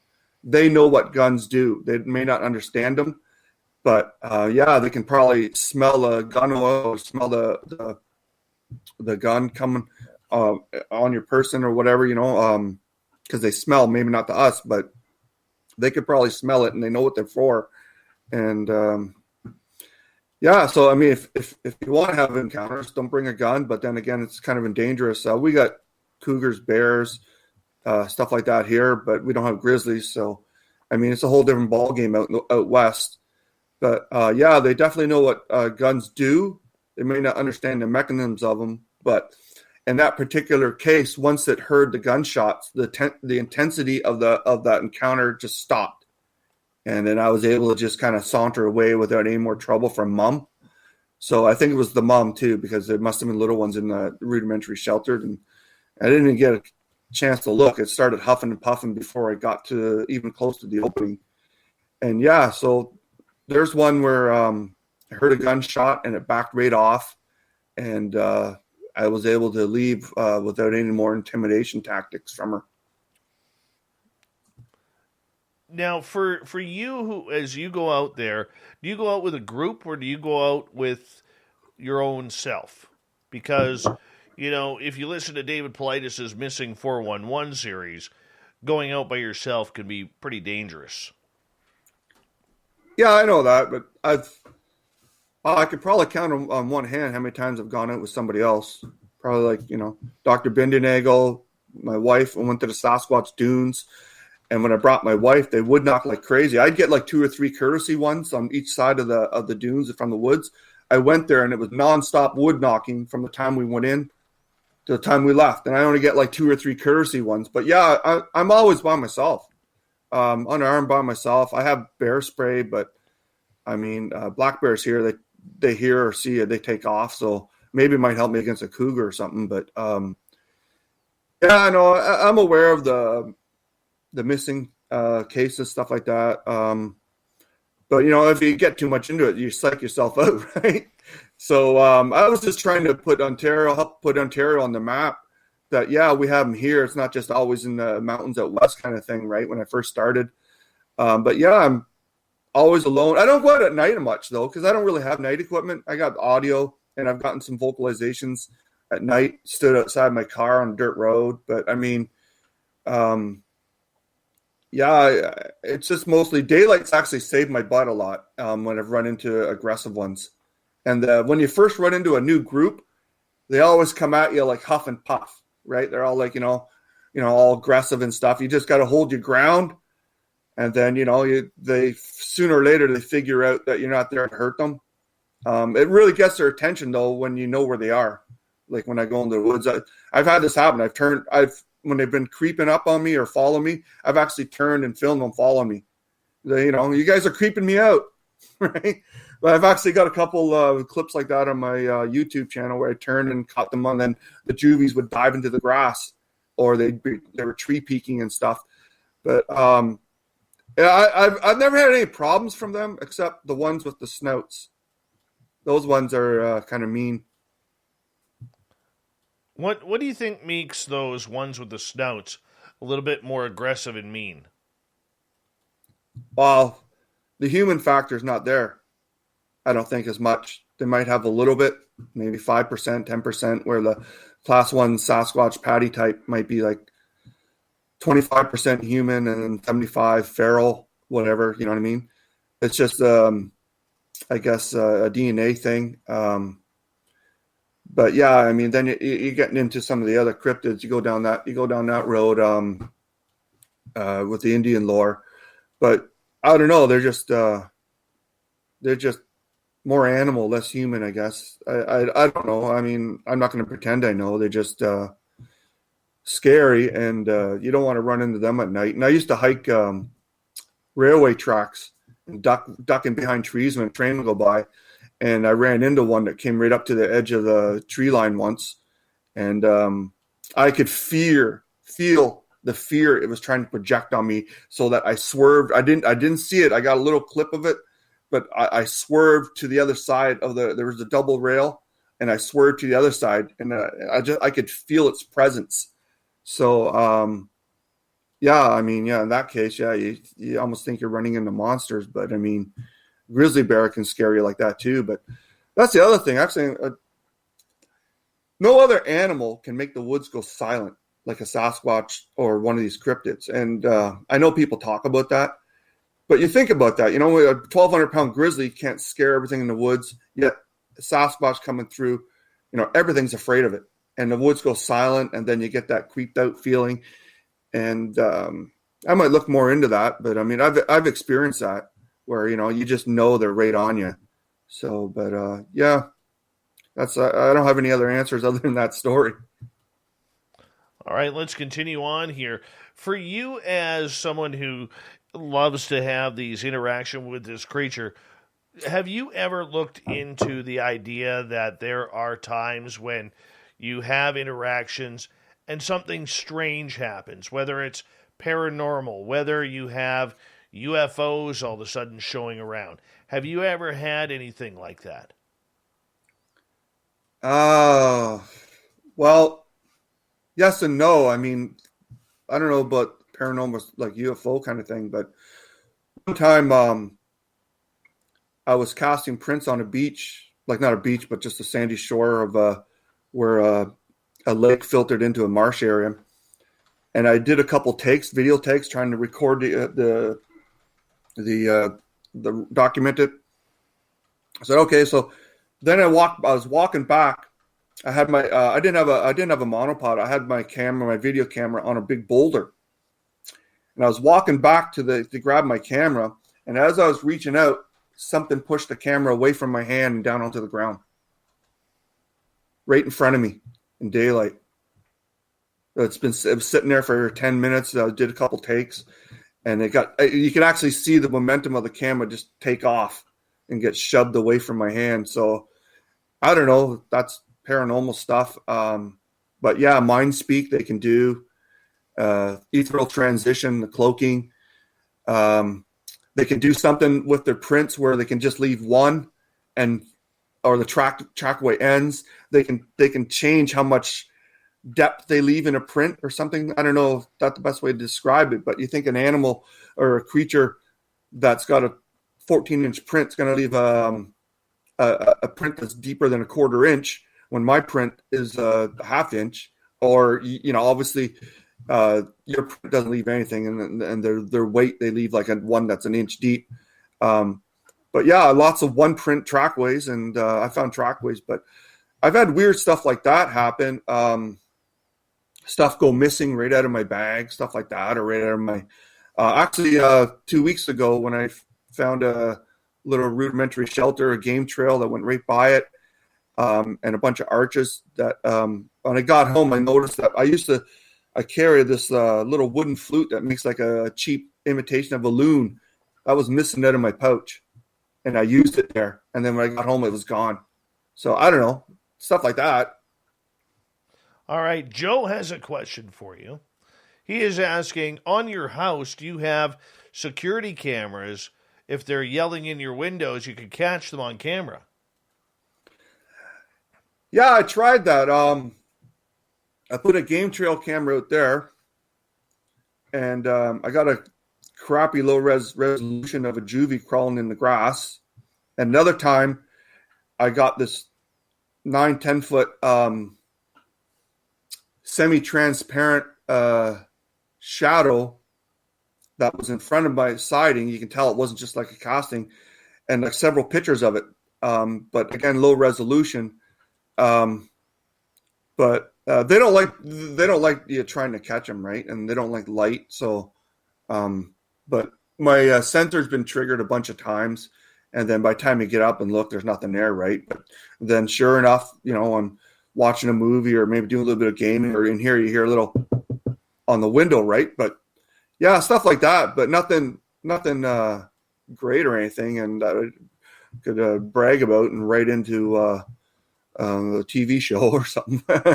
So yeah, stuff like that. And actually, speaking of TV shows, after my encounter with the family in the shelter, I knew a journalist. He looked at my pictures and stuff, and CBC wanted to do something about it, but the deal was they wanted my exact location, so I turned them down. The news show, I didn't want to. Plus, I would have gave me away. I work off the grid a lot. I post some of my stuff, but the more popular or famous you become, the harder it is to do research, because you get followed, or oh, there's that guy's car that goes out looking for Bigfoot or whatever, right? But yeah, I turned them down when they wanted my exact location. I said no deal. So I mean, it was not about the fame here. There's no money. There's no following up here. Maybe underground a a little bit of following. There's some small groups, but there's no Bigfoot TV shows or anything like that. All right. Here's a question from Nikki, who's very, very intuitive, and sometimes she picks things up. It's a nice woo question here. Because of all your experiences with Sasquatch, do you know, have you been told, or remember if you were a Sasquatch in a previous lifetime? Oh, well, I don't know. I mean, like talking about reincarnation kind of thing. Yes. I don't know. They might know. I don't know, but I mean, there's been times where you just connected to them, where I just turned around, I can look right at them, and I know where they are. You know, even with them doing their hiding tricks, and that really gets their attention.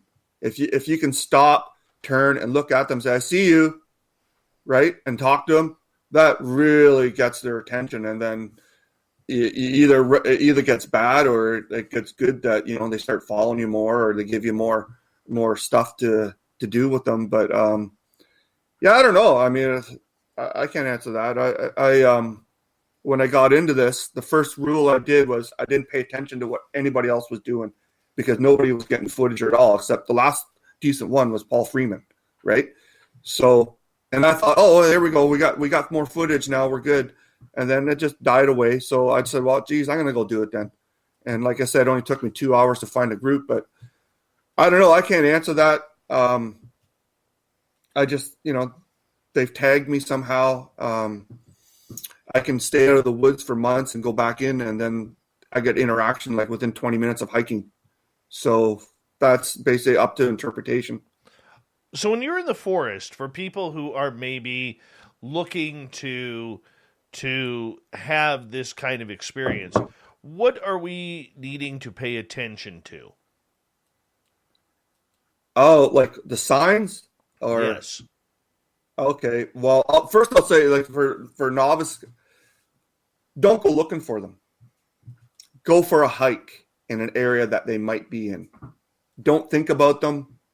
Let them, because if they're there, they're watching every inch of your body movement, trying to get a read on you.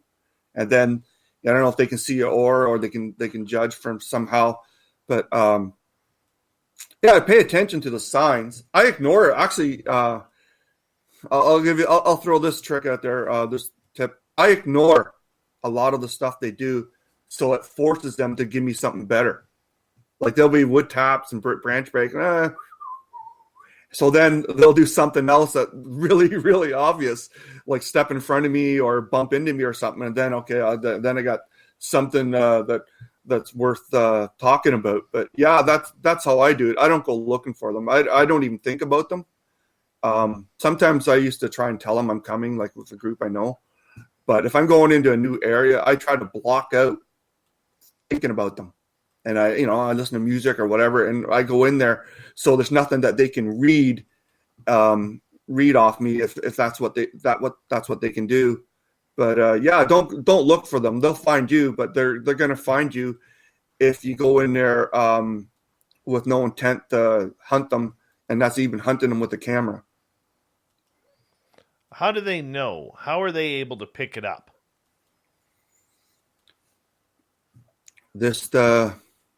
Well, we got 5 senses, right? And so they might have more. I don't know. They can get a good read on you. Maybe your body language. Maybe if you're walking with a dog, how friendly you are with your own dog. If you're affectionate with the dog or whatever. I'm not really sure. It's just they can read people like a book just by watching. I mean, that's all I got to do, right? Is to study us, right? So I think that's why they're interested in kids, because kids, pure natured young people, haven't done a bad thing in their life, so they probably give off a really nice bright yellow aura. So I don't know, maybe it's something like that. But I mean, if I get talking to them, I'll ask them. I don't know. I don't really know. They just can. They just know how to read people, I guess. It amazes me, and that's why I always wonder if there is something supernatural about them, if they have that ability. Well, yeah, I mean, they can. I've had them hit me with mind speak several times, some language, but mostly screams.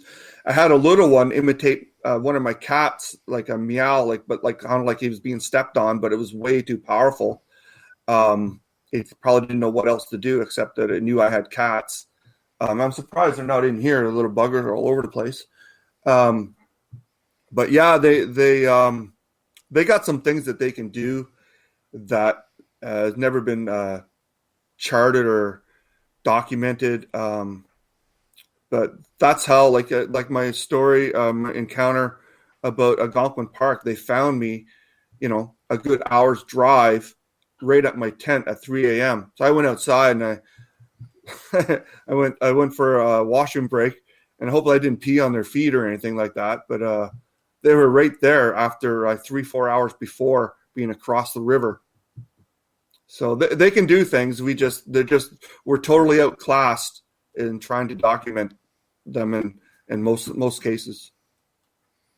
Very interesting indeed. All right, let's get to a question from Randy, who is asking, do you think Sasquatches are aware of UFOs and aliens? Well, yeah, probably. They can sense humans, or we've been, you get pushed down the channels of conformity, and then once you become an adult, you can break away and follow your interest, whether it's UFO, paranormal, and stuff like that. They don't have any boundaries like that. They're not taught any lines of thinking, you know what I mean, to shun that or to block that out, and stuff like that.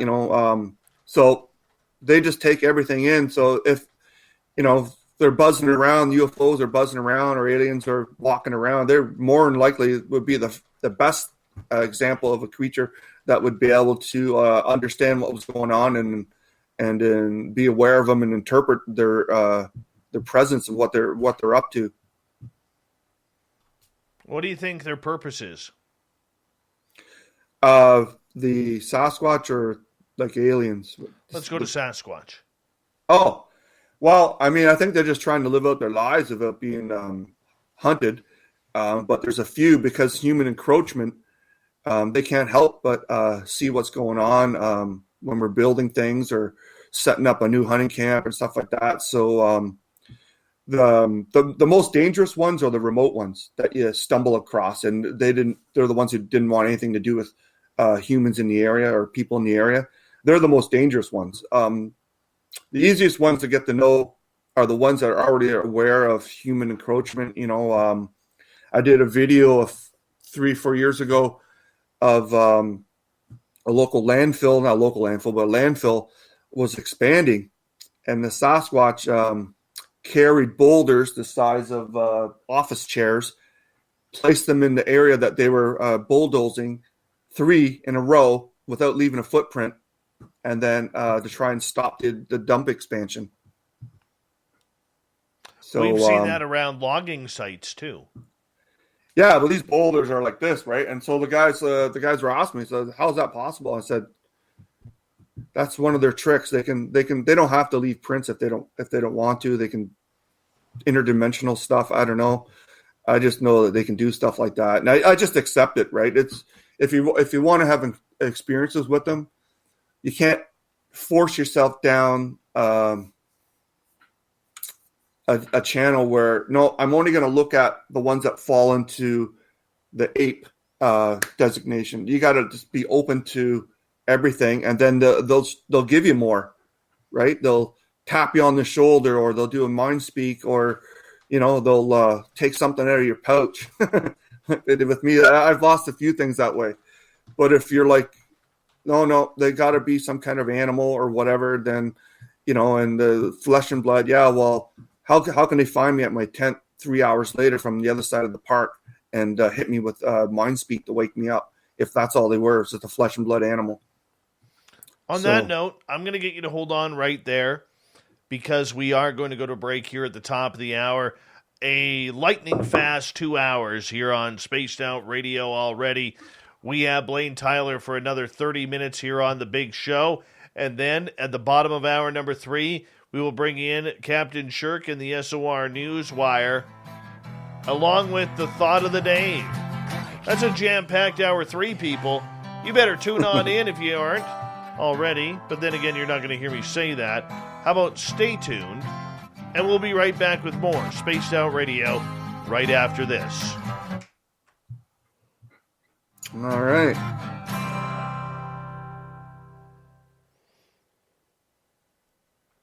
All right, we're clear.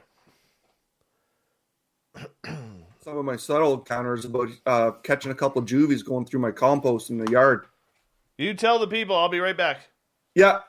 So let's see. I have so many encounters like that I mean, I was saying earlier that, 10 years ago, it would have been something to post, but now the encounters are, Sasquatch attacking a bus full of Boy Scouts or something, and then that's the only thing that gets a buzz, right? Steve over there reading emails, how to hunt guy, pretty cool. I don't listen to all the stuff he says. I mean,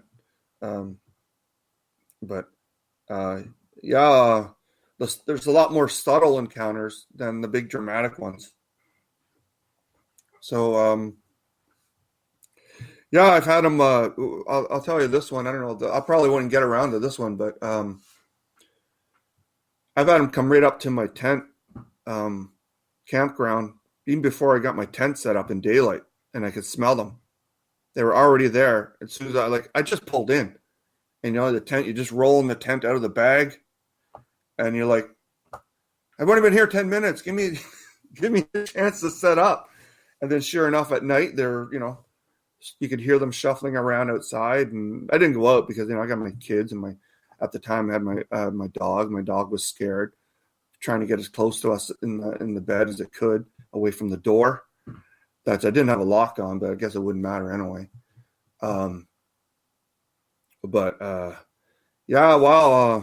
Lots of subtle branch breaking, hiking along, let me know they're there.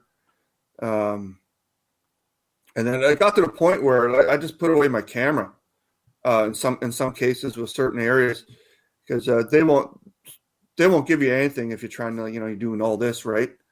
Even with the GoPros, you just turn up. They know what you're trying to do. So if you want interaction instead of trying to get on the news, then you turn all that gear off, and maybe they'll be okay with an audio recorder. Just put it in your pocket, and then you might get some walking around or get a couple of courtesy wood knocks.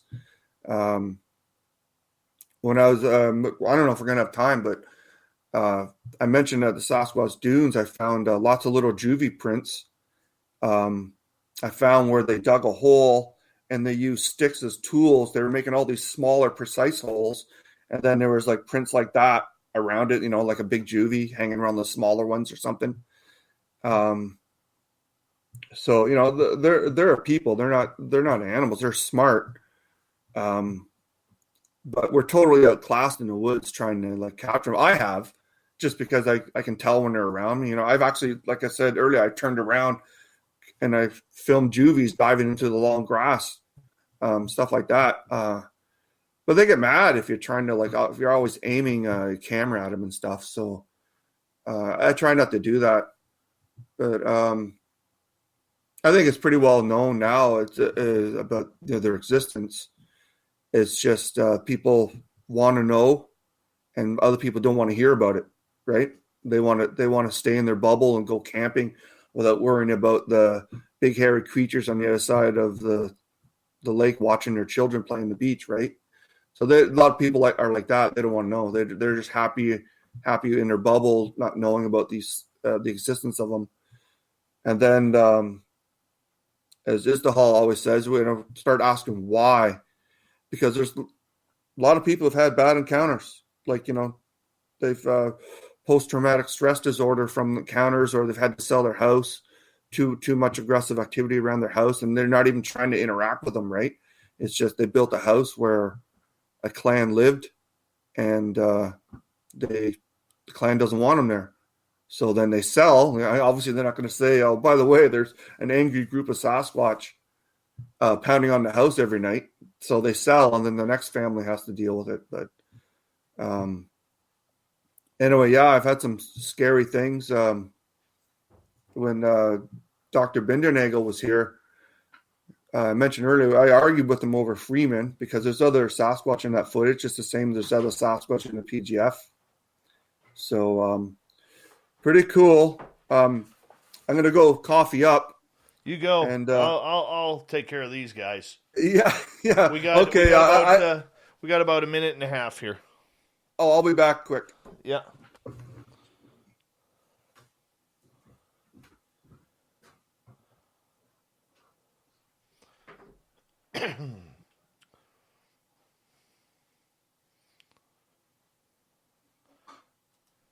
Hey, Pharmacy, how you doing, man?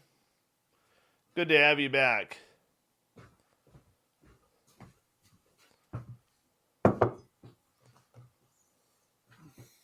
Alaska Lady, welcome to our channel. Thank you so much for joining us tonight.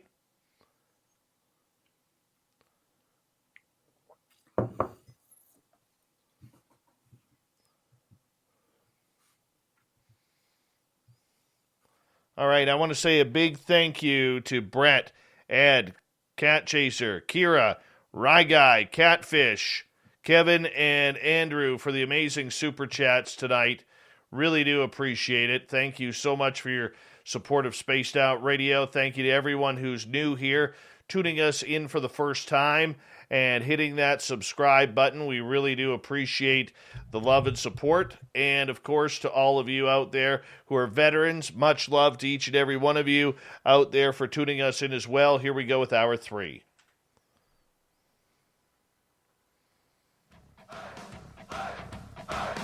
Would you like to connect with us? Head to spacedoutradio.com for all your latest show info. Now, back to Dave Scott and SOR. Third and final hour of Spaced Out Radio is now underway. My name is Dave Scott. Thank you so much for tuning us in. We really do appreciate earning your listening ears. Thank you to everyone listening in on our terrestrial affiliates around North America and digitally on TalkStream Live, Revolution Radio, and KPNL. All of our archives are free for you by going to youtube.com/Spaced Out Radio. Just do me the favor, hit that subscribe button. The Desert Clam has set the password for tonight in the SOR Space Travelers Club. Set a couple. Set a couple is your password. Use it wisely, Space Travelers, as the Clam sets the password each and every night, right here on Spaced Out Radio. Our website is spacedoutradio.com, where we have a plethora of features for you, including rocking out to Bumblefoot and reading up on Captain Shirk's SOR Newswire. Follow us on Twitter at Spaced Out Radio and on Instagram at Spaced Out Radio Show. For the final time tonight, we introduce our good friend Blayne Tyler to the show. This guy's got some amazing experiences regarding Sasquatch, and this is a show, if you're just turning in, you're definitely going to want to check out our archives on this one and replay it for yourself. Blayne, welcome back. Oh, thanks again. So I hope everyone's enjoying the show. A lot of things I'm sharing is just a portion of what I've encountered. Most of the time, you can't capture what you're encountering. It just happens too fast, and you just enjoy the encounter, or hopefully it's an enjoyable encounter, and then you say, well, maybe next time I'll get a picture or something. And that's what I do now. I take pictures because they're not like I don't want to say offended by your cell phone camera, but they don't seem to mind pictures as opposed to like a video camera being aimed at them perhaps like a weapon. Now, why do you think they think a camera is like a weapon? I think it's just the aggressiveness of pointing something at them and following their movements and trying to like hunt them, right? They're very aware of hunting when they're being hunted because they're excellent hunters themselves. So I think it's just an aggressive posture, maybe if you started shouting or started like pounding your chest or something like that. I think it's just the cameras itself. They know what they're doing, just like they know what rifles do. So interesting. Yeah, and it makes sense. But I got to ask you, I don't believe that everybody is a poor photographer out there. Okay, I don't believe that everybody is a poor videographer, whether it's with their phones or with a camera. And we always see these blob squatch things. Mm-hmm. Okay, so I'm curious with you, what do you think is causing all of these blurry photos that are out there? Well, one school of thought is that's them in their natural state, like maybe doing their little camouflage tricks. And then when you catch one in the open, that's when they prefer not to be caught, when they're not using ethereal transition like Patty or whatever. But most of the time they stay hidden unless they feel secure. So you're out there trying to get a picture of an animal that's using its stealth abilities to mess with cameras. And I've experienced that too. I find it better off. If let's say you see one, actually this happened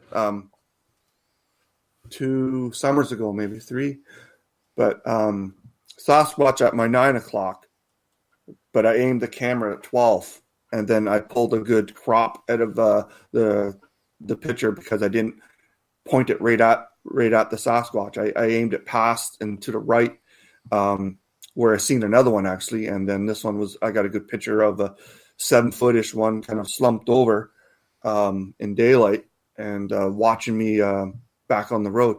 But yeah, that's them using their ethereal transition. You can see it in the Patterson footage. You can see it in Freeman's footage. If once you train your eyes, and actually it becomes a lot easier to spot them once you've seen them.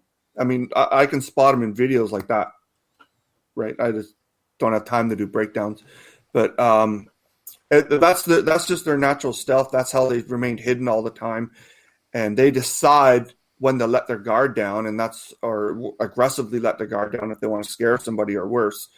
And that's when we see them with our naked eye. But for the most time, I've seen hikers walk right by them, and I've stopped and I said, "Yeah, I see you guys there on the right," but then there'd be like a family group go trucking right by them, and then the cameras can't focus in on them because they're trying to find a point of interest or whatever, how cameras work.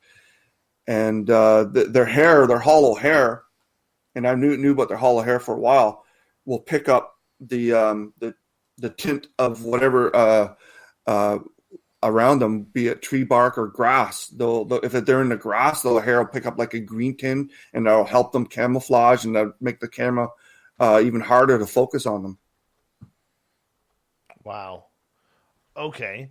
We got a question here from the guys from Third Phase of Moon. Hello, guys. We really appreciate the Cousins Brothers' support of this show.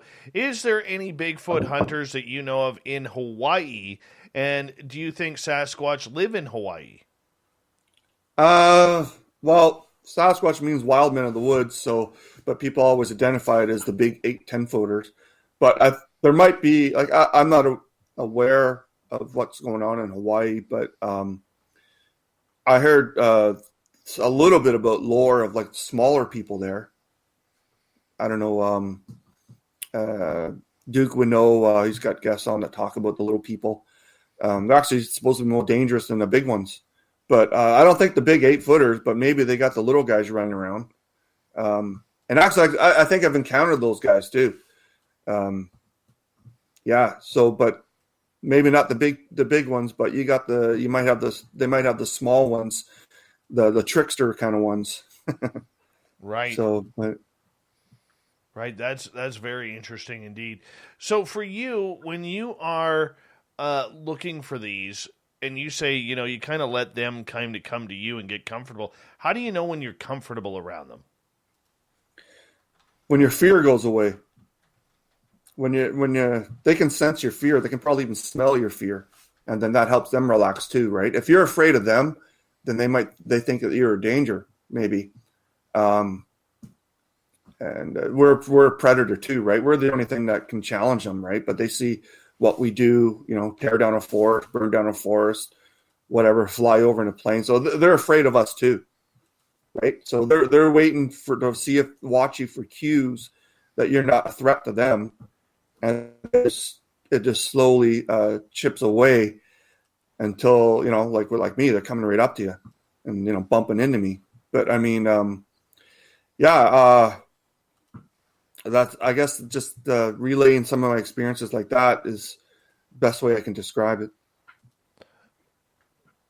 What do you use to create communication? Do you have a gifting site? Do you have any other sorts of ways that you do it? I don't gift. I very rarely tree knock.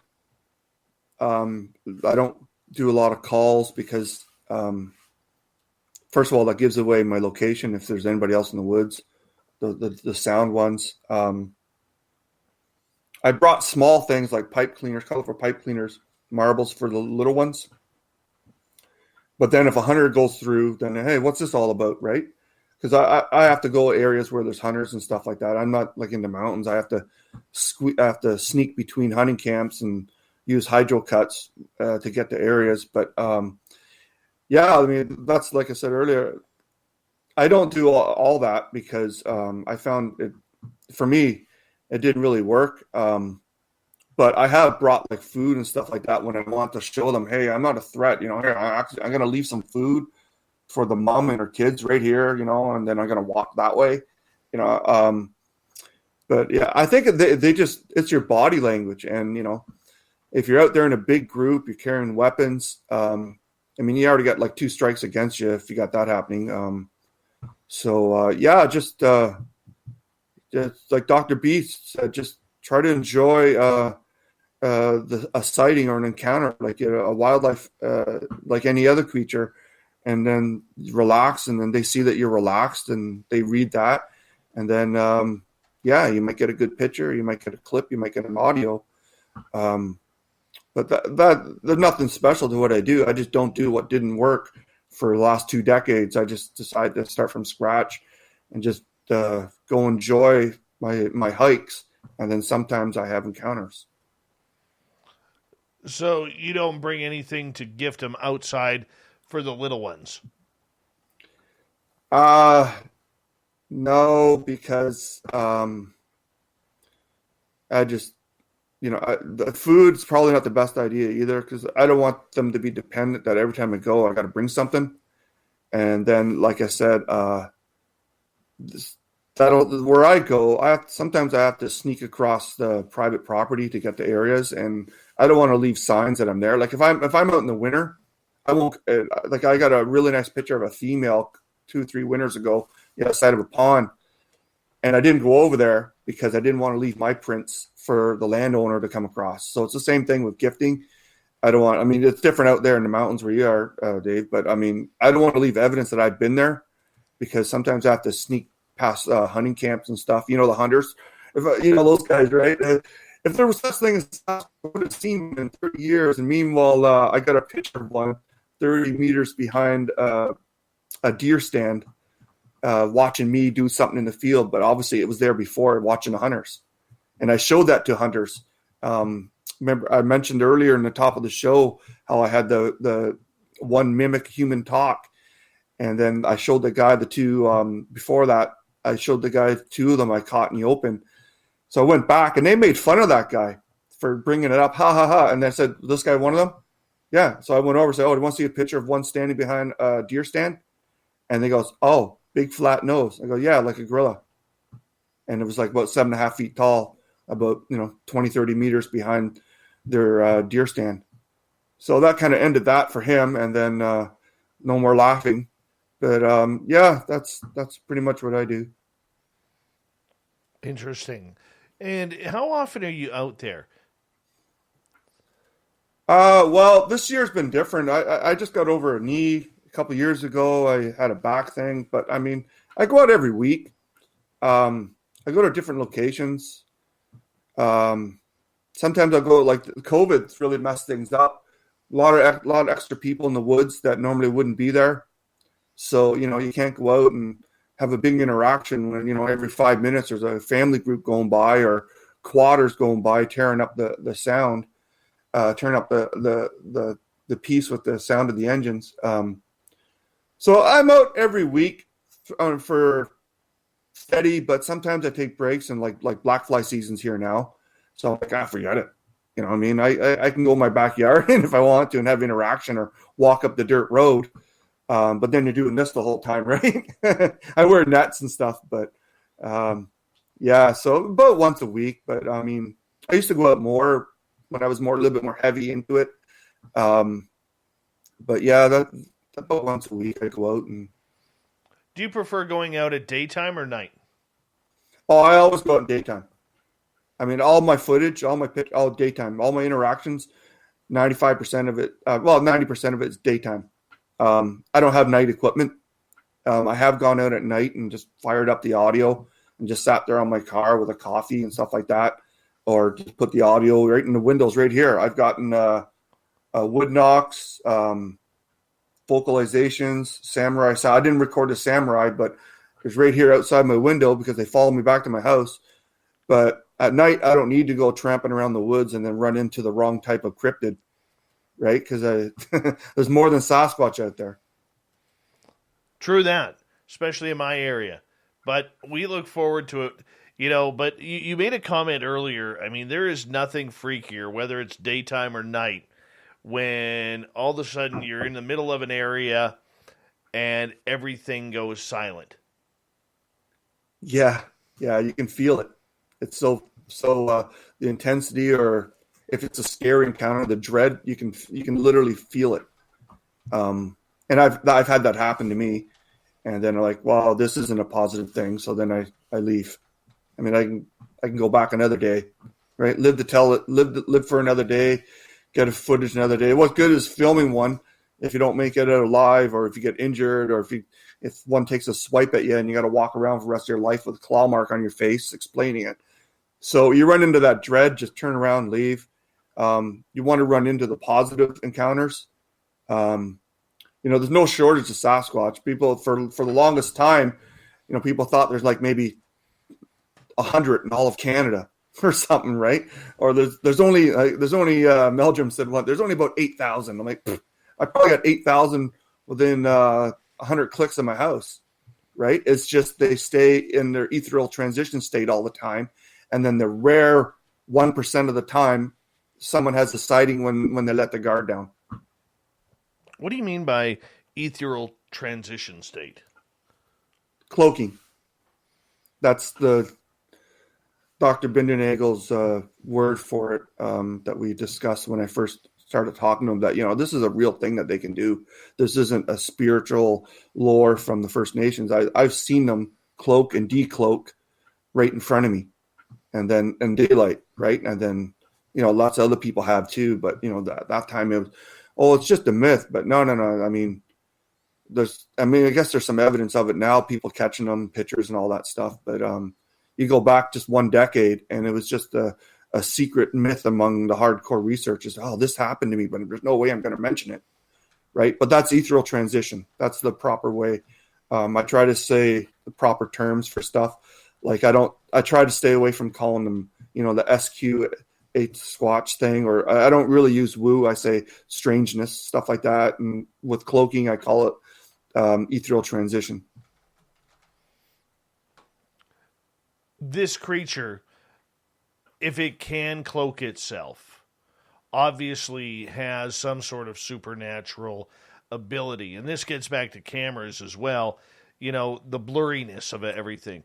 Do you think in that cloaking that it could make itself blurry so that way we're only seeing pictures of these blob squatches? Oh, yeah. Yeah. But, that's definitely, they're doing it intentionally so that we're not capturing them on film and stuff like that. Sometimes you get something that you bet, like the Beast of Seven Shoots, he didn't know that creature was there. He was taking a picture of a waterfall. So its guard was down. It didn't know, I don't have to cloak. He doesn't even see me. Right. So he got a picture of it. He had to crop it. It was down here at the 5 o'clock position. And that was right after someone reported their dog go missing. So, but the guy who took the picture didn't have any clue that this thing was running around. But yeah, they do it unintentionally. But when I had my shepherd, she could see them, and sometimes that would tip me off to where they were, and I'd turn on the camera and I'd film them, even though I couldn't see them with my own eyes. I just follow her lead where she was looking. We have less than 5 minutes here to go with you tonight on the show, and it's been a show that has flown on by, and this has been a lot of fun, man. And yeah, we definitely have to bring you back on to talk Dogman. Yeah. I love the Dogman. The Gudwee, as Duke says it. Yes. I think Duke is actually saying Dogman, but because his beard is so thick and prime that it comes out a Gugway. I honestly do believe that. And I know Duke's going to have from World Bigfoot Radio is going to have a good laugh of that as well. Yeah. It's probably, I tried talking to him about that, but, he just wanted to, trim it a little bit so we can get the proper pronunciation, right? Oh, that's exactly it. So, I think you hit the nail on the head there. Yeah, I've had. What was that? I said I think you hit the nail on the head there with it. Yeah, and I don't use Dogman. Yeah, it's been around and stuff like that, but there's different species of them. In fact, I got footage of something with a snout not too far away from my house after they slapped my house.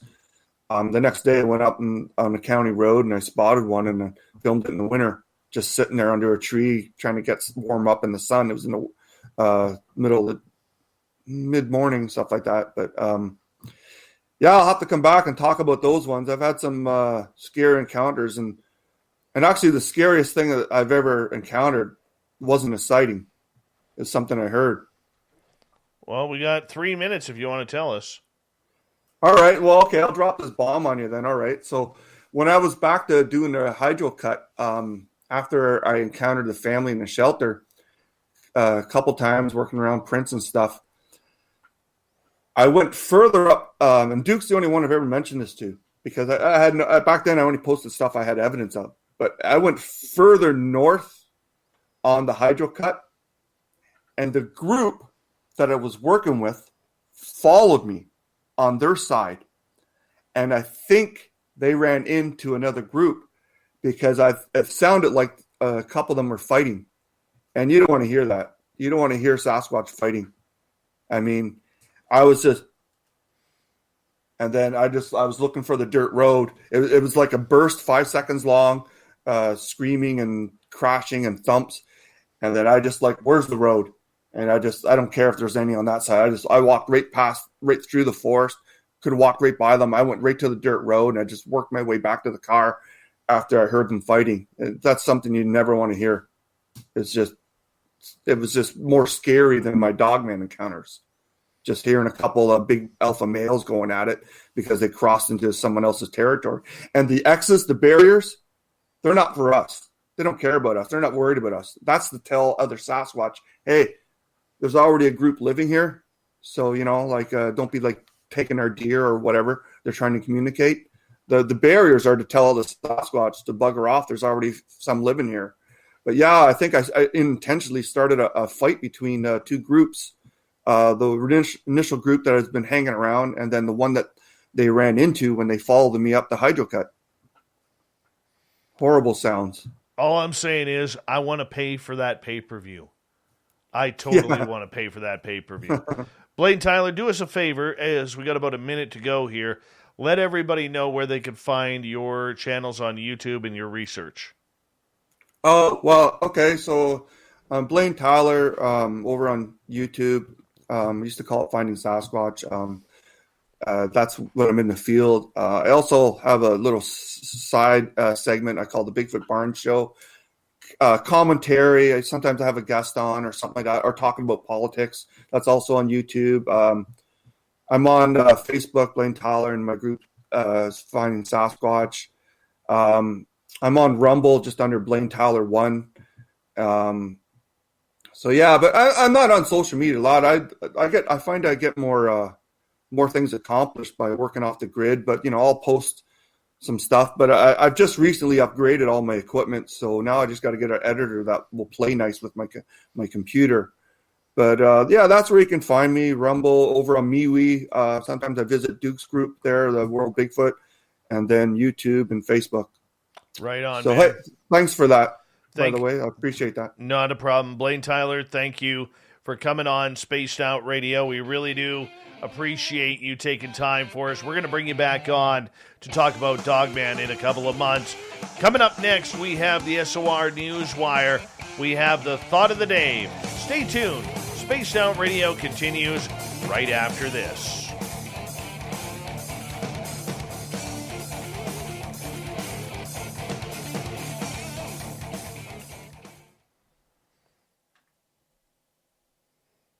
Great show, man. Hey, thanks. Great show. I hope you had fun. Oh yeah, I mean it's. I mean, I had to shut down my laptop, but there's other stuff that I mean, my vids are only like maybe 25% of what I've encountered, and I was gonna like scroll just to remind me, but I mean, there's so much that we could have talked about. I want to get into down the road, maybe after we get through Dogman and some of the other weird stuff.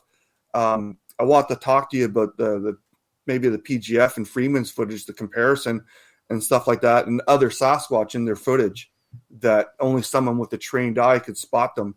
And I sent a picture once to Bill Munns and said, see, there's one right there. And then Patty went by a big male that was doing its ethereal transition, but because I've seen him in real life, it was easy for me to pick out. And then there's another big female right at the end of Roger's 1 minute footage that she walks right by, and she's actually bigger than Patty, but she's just up in the tree line. But I could definitely see her profile, and I picked that one out. Now, it's a good thing I'm not a hunter, right? But yeah, I'd like to come back on, talk about maybe some of the politics after, down the road at some point, and the PGF. And I think I mentioned earlier, there was a lot of activity at Bluff Creek before Roger got his footage. I mean, they were throwing around 300-pound drums of diesel fuel, stuff like that. One in the middle of the day came out, and while the guys were having lunch, the road crew, a big one, picked up, I think it was 22-inch prints, picked up a whole trailer full of culverts and tipped it right in the middle of the day. And there's still one there today from that Sasquatch tipping that over in midday. Yeah, MK Davis found it when he went there. So yeah, there's lots of stuff. I mean, I can go on and on about my encounters or my dogman encounters, which I cover if I run into them. But once I run into them, I don't go back to that area. So yeah, lots of stuff to talk about. So yeah, we'll have to get around to it. We're going to make it happen. I can guarantee you we're going to make it happen. My friend, yeah. I got to run here because I have to get ready for the news, but I will let you go on that note so you can get some sleep. But we'll get our booking team with Corn's the booking guy to get on you and get you another date here to talk some Dogman, okay? All right, sounds great. Thanks for having me on. All right, buddy. And, thank you. Have a good night. Hey, do me a favor before you come on next. Burn that fucking hat. I was going to wear my jersey. Damn you. Damn you. It's on next time. It's on 67. Yeah. All right. Well, we'll see what happens in the playoffs. Okay, take care. All right, Thanks brother. For having me on, Dave. Thank you. Take care. Bye. Good night. That's good stuff right there. Good stuff. Damn Toronto Maple Leafs fans. I would believe him. I 99.8% believe him. But considering that he is a Toronto Maple Leafs fan, there is a 0.2% that I do not believe him because he likes the Leafs and believes the Leafs will win the Stanley Cup one year. Excuse me.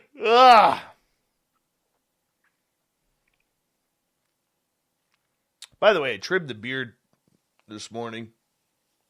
Trimmed it up a little bit.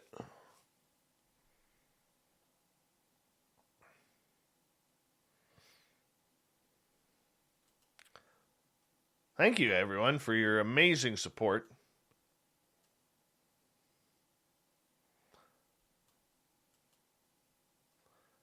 Goddamn Toronto Maple Leafs fans.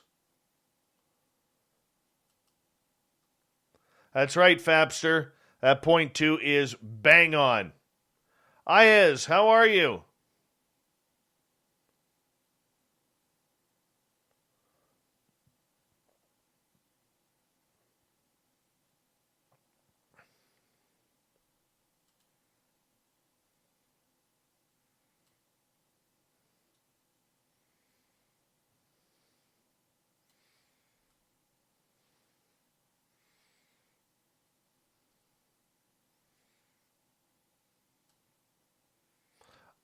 Stu Gerson, I'm getting my guitars tuned up and fixed.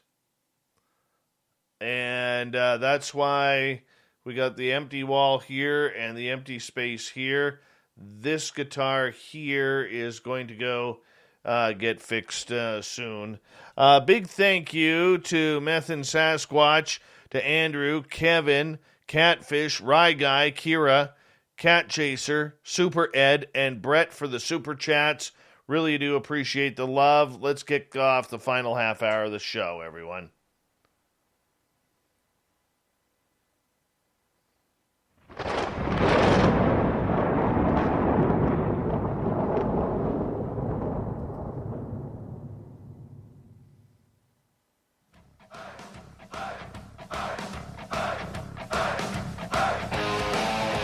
We rounded third. We're headed for home tonight on Spaced Out Radio. I am your host, Dave Scott. Thank you so much for taking the time to join us. Really do appreciate earning your listening ears. Want to remind you that if you have missed most of this show or others, check out our free archives by going to youtube.com/Spaced Out Radio. Do old Davey the favor, hit that subscribe button. Our website, spacedoutradio.com, where we have a plethora of features for you, including rocking out to Bumblefoot and reading up on Captain Shirk's SOR Newswire. Follow us on Twitter at Spaced Out Radio and on Instagram at Spaced Out Radio Show. Speaking of the news,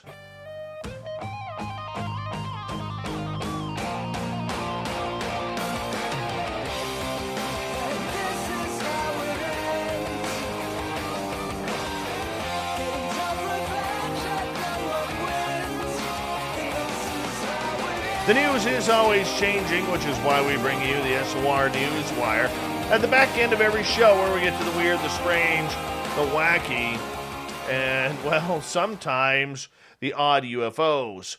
A former Delta Force operator has shared his unusual UFO encounter while working out in the desert at a nuclear facility. Dr. Dale Comstock, who spent 10 years in the Delta Force, spoke on Tommy's podcast where he opened up about his extraterrestrial encounter. Oh my. After admitting that he hadn't actually been inside Area 51, but had been all around it, he claimed there is some weird stuff going on out there. He added, "I saw something one night that was really bizarre, and I just had no explanation for it. There's none. So I was in a military vehicle in the desert, and it was a flat desert, except there was one like butte in front of us. Just one in the whole damn desert. I remember they told us we had to wear radiometers. So we had these things on, and we were told to stay out of an area that has a fence around it because that's where they load the nukes for testing." Oh my, this is getting a little bit strange. And then he says, "We were driving at night vision goggles. We somehow drove through into one of those pits. I don't know if the barbed wire was broken or what, but we stopped, and all the dust settles, and we were like, oh crap, we're in one of these pits. I'm sitting there, and I look at the butte, and on the backside of this butte, I see this light, like super bright light, go up. It's going up, and it's just kind of hovering, and I'm like, holy crap, what is that? It wasn't a helicopter because we were close enough, we would have heard it. It came up and it was bubbling around. We actually drove, and we drove around the backside to try and see what it was. The butte was the same all the way around. There was nothing there. It just popped up behind it, and as we drove around it, it was gone. I can't even explain what it was. It was not like a flying machine like any human has been making for years, for sure, but it was a bright light. He then added that the UFOs are 100% out there. Well, there's no aliens in there. We kind of got ripped off by some clickbait there. Clickbait. A cat landed safely and survived after jumping out of an upper-story window of a burning building in Chicago. The fire broke out in the afternoon at a multi-story building in the city's Inglewood neighborhood, according to fire officials. Firefighters responded to the blaze, which contained a one unit and promptly was extinguished. However, there's a video posted on social media by the Chicago Fire Media that showed smoke coming from broken open windows on the 5th floor. And then, soon after, this cat decides, I've had enough of this. I've got 9 lives. I'm jumping for it. I'll waste one of them because this fire stuff is not good for kittens. So the cat decides to stick its head out of one of the broken windows, then jump as someone in the crowd appears to yell, "Look at that cat!" Audio gasps were also heard from onlookers as the cat fell, bounced on the grass, and walked away safely like nothing happened, basically meowing at the people, saying, yeah, that was routine. That was totally routine. 9 lives for a cat that jumped from a fire at 65th and Low. Cat hit grass, bounced, and walked away. Yep, that cat is badass. That cat is badass. Let's just be honest. Sticking with animals for a second, a Florida man risked his life wrestling with an alligator to save his dog. Mike McCoy was walking his dog Jake in Pasco County when a gator emerged from the water and pulled Jake under. Well, a teacher at a nearby school was looking out the window at the time and witnessed the incident.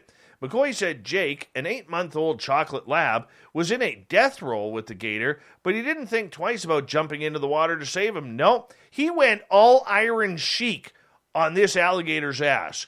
He said he thumbed the gator in the eye and picked him up out of the water, gave him a suplex, put him in the camel clutch, and made that gator humble. And then it let Jake go. McCoy told the station that he and his dog suffered some minor injuries that required stitches, but both are fine. The Florida Fish and Wildlife Commission is working with the trapper to remove the gator from the pond. I think I called that pretty damn good. I'm not going to lie. Made him humble. That's right, Fapster. Made him humble. You get it. I get it. All right. No matter how big of a Slayer fan you are, this isn't the situation you want to find yourself in. It's actually kind of a little gross. A woman is sleeping soundly in the dead of the night in her bed when suddenly she wakes up. There's something wet dripping on her nose from above. Concerned that it might be a plumbing issue, she turns on the light, wipes her face. She looks at her hand, and her eyes fly wide open with terror because she screams. She is smeared with fresh blood. How gross is this? This is like right out of a horror movie, but this is reality. Sound familiar? You've probably seen a similar scene in a number of horror movies. Unfortunately for this Texas woman, this is what happened. Ana Cardenas from El Paso woke up on May 11th with gore dripping into her apartment through the ceiling. Needless to say, Cardenas was slightly shocked, considering how common blood pouring from the heavens is in the apocalyptic prophecies of many world's religions. She might have thought the end of days was nigh. Luckily, the world goes on. It wasn't the apocalypse, just her upstairs neighbor's vital fluids seeping into her apartment through her ceiling. Because that clearly makes the situation just so much better, doesn't it? The night before the horror began, Cardenas had gone to bed as usual in her apartment. It gets pretty hot in Texas, so she had turned on her ceiling fan before hitting the hay. Around 4 a.m., Cardenas told the media that she woke up. She could hear clearly that something was dripping somewhere. She thought it was the rain, but then she realized the droplets of something were hitting her blanket and face as well. At that point, she got up to see what the noise was all about. Can only imagine how she felt when she turned on the light switch, and because of the fan, her entire face, hair, bed is covered in blood. It grossed me out, she says. No kidding. I was in shock. No kidding. I thought, this isn't real. This is a dream. Wake up. That's no kidding. Unfortunately, this wasn't a nightmare. The blood was flowing through the ceiling and running down her ceiling fan, which then flung it all across the room. Not sure what to do. When you wake up to blood dripping on your face, she grabbed her phone. Called the maintenance number because, there might be a leaky pipe for blood in the building. Yeah. And she's like, hey, get up here. Got blood all over the place. They said, are you sure? And she says, blood is falling on me. Now, she called 911. There was much more ready to believe when they saw the evidence. Both police and firefighters showed up. Firefighters knocked on the door, received no reply. Out of abundance of caution, they broke the door down. Once inside, they found up above an older man laying down on the floor. He was already long gone. According to police, the neighbor had died from natural causes. His corpse had been on the floor for 5 to 6 days, long enough for it to begin to decompose. The body was laying exactly where my fan is underneath. He had a carpet, but the blood seeped through to my ceiling and onto me. So, if this isn't nightmare enough, the question is, now the room above her is going to be haunted. Her place is now going to be haunted. And you know what? She got to move. If she stays in that place, there's going to be Zach Bagans and all the paranormal investigators all over the place looking to figure out what the heck is going on. Internet fads and memes are usually pretty harmless, but sometimes they cross into genuinely dangerous territory. Example, remember the Tide Pod thing that plagued social media? Yeah, that is our future, by the way. Just remember that. But the latest thing leaves Tide Pods in the dust. It's not only potentially more dangerous, but also infinitely more disgusting. So this is what's happening on the internet these days. Oh, today's children. Yes, those Gen Zers, or in Canada, those Gen Zers. Apparently, some people have gotten it in their head that it's a good idea to eat raw spoiled meat. And we're not talking about a steak that went old a couple of days ago. This is about meat that's in advanced stages of decomposition. We're talking about meat that's green and brown, swarming with bacterial colonies. You know, the genuinely rotten stuff that you wouldn't even feed to a dog? That stuff. So some of these people, this is what they're doing. They're getting their kicks off of this. Can we use the word kicks these days? Or is that to 1979 and words that our good listener Fap uses? Well, either way, let's move on. So this is what they're doing. They get the meat, they rot it out. It produces a sense of euphoria because they're getting high off of this rotten meat. Yeah, never mind huffing gas or Lysol spray or drinking Aqua Velva from Grandpa's medicine cabinet. No, let's just rot out a good sirloin or T-bone. Let it stand in the sun. Let it sit outside. Let it ferment. Let it rot.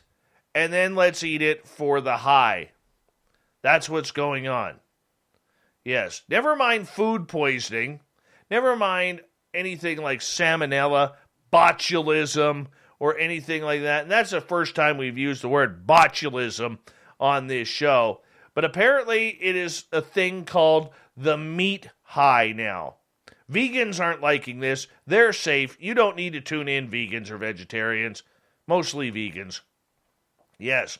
Singaporean dietitian Naras Lapsis said it's possible that consuming decomposed meat could produce an altered state of consciousness. Oh God, Grant Cameron's going to do this now. But that's generally not a good thing. If you're leaving meat out for anything from days to months to years, you know what kinds of bacteria are going to grow, except on a McDonald's hamburger, and some of those bacteria might have chemical properties that are going to give you a high or hallucination or a feeling of euphoria. Look, I'm just going to tell our listeners right now, because some of you are weird, okay? And I mean that in a good way. But don't try this at home. Please don't. I'm not taking responsibility for this. So yes, you might start feeling all kinds of weird things when the indescribable things growing out of your rotten steak start attacking your system. Yes. Botulism. Think about it. It's not good. Yes, symptoms of botulism usually start with weakness of the muscles that control the eyes, face, mouth, and throat. This weakness may spread to the neck, arms, torso, and legs. Botulism also can weaken the muscles involved in breathing, because that's kind of important in life, which can lead to difficulty breathing and even death, according to the CDC. Is died from intentional eating rotten meat something you really want on your obituary or headstone? Let's be smart. The vegans got it right on this one, and let's just call it the day. A herd of wild boars surrounded a woman who had just come out of a supermarket near Rome, and they stole her shopping, rekindling the debate about the presence of animals in Italian towns in the cities. Yes, a video posted on social media showed these wild pigs and approaching and cornering a woman, and they wouldn't leave her go. They're like, "Hey, you got some food for us?" They're like, "Yeah, give us that food, lady. You want us to pull a tusk on you? Because we will. We'll pull a tusk on you. We have no problem. Give us the food, lady. What are you doing? It's the food or you. Either way, we are pigging out tonight." The little ones, because the babies are now learning this stuff. Bad parenting by these pigs, by the way. Yeah, they start eating the contents in the bag right in the car parking lot, while the other ones, well, they get a little bit more shy with things because they don't want to be recognized. They don't want to be on Italy's most wanted list. So they start running away with the food. The author of the video, because why help the woman who is surrounded by wild boars when you can catch the video and post it online and have it go viral? Because that's more important these days. Literally, it's like, "I do not believe my eyes." Last October, the mayor of Rome ordered an investigation after a family of wild boars, commonplace in the city, were shot and killed by police at a children's playground near the Vatican. Yeah, the animal rights activists were like, "You can't do that." They're like, "We're trying to save kids' lives from wild animals." They're like, "You can't do that." And it was a big debate. Okay, I gotta honestly say, Pablo Picasso's painting of a lady sitting in the chair, it's called Women Sitting Near a Window. It's ugly. It's ugly. But apparently I know nothing about art because it just sold for $103 million at Christie's auction house. That figure comprises $90 million for the painting itself, with fees and commissions on top, Christie said. The auction house had estimated the painting would sell for $55 million. It's ugly. The title work, titled Femme assise près d'une fenêtre, Marie-Thérèse in Spanish, was sold after 19 minutes of bidding. And finally, Georgia man, acting like Florida man, has been arrested after he allegedly drilled holes in the tank of a parked U-Haul truck to steal gas during the ongoing fuel shortage. Good job. Apparently didn't realize that it could explode. I don't know if it did or not, but 25-year-old Jesse Smith, who's the suspect in this case, managed to collect just 5 gallons of fuel, and his actions caused a massive gas spill in Griffin, Georgia. Firefighters worked in the rain through Wednesday afternoon to clean up the spill. Police said it was caused by damage to the fuel tank, which had been intentionally punctured.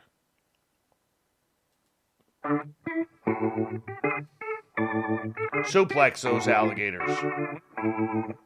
I'm just saying.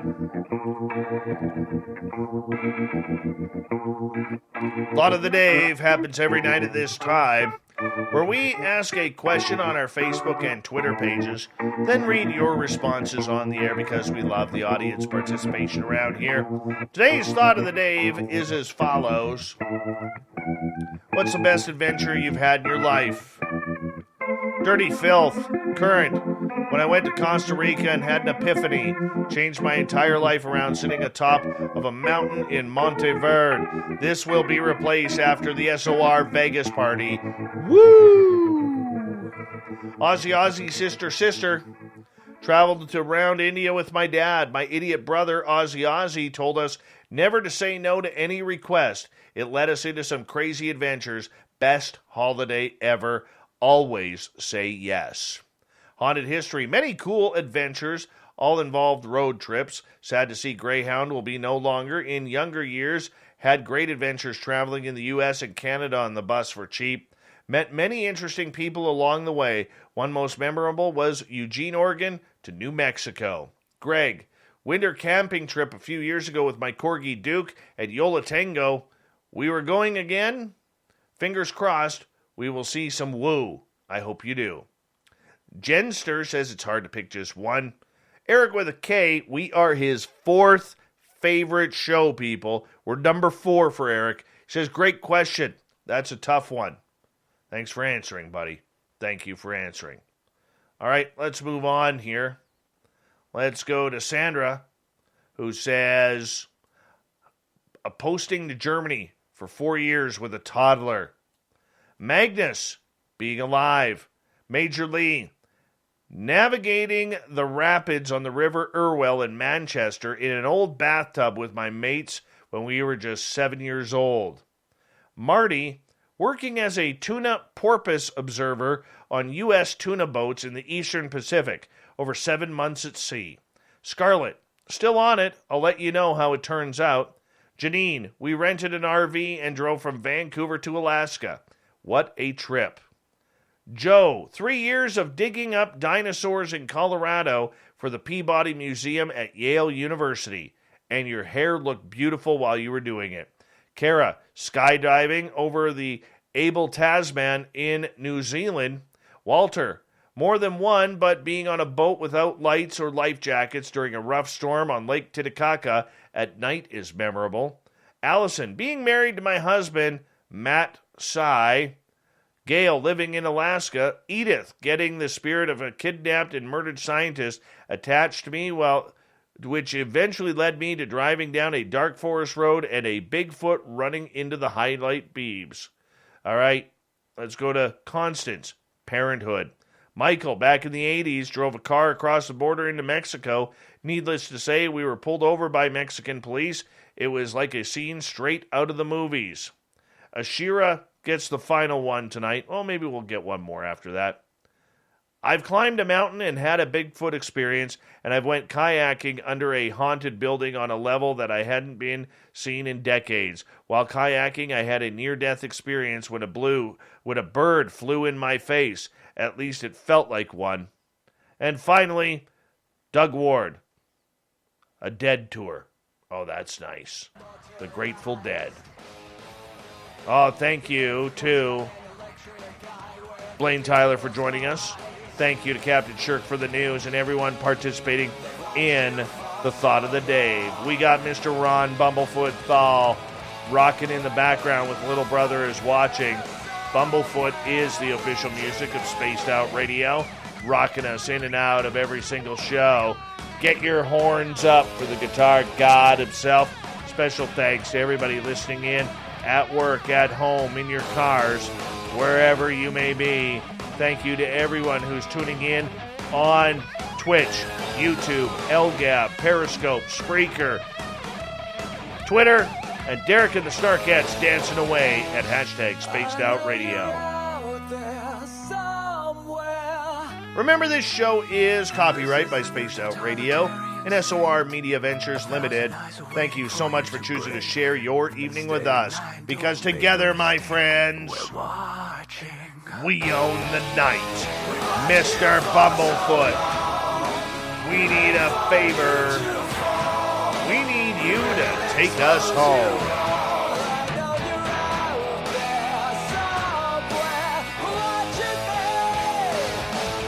Yes, the Woo train has docked for the night. But soon, my friends, we shall ride again. Your seats are always available. Your tickets never expire. And if you want to bring a friend, we've got room for them too. Party on, weirdos. Good night.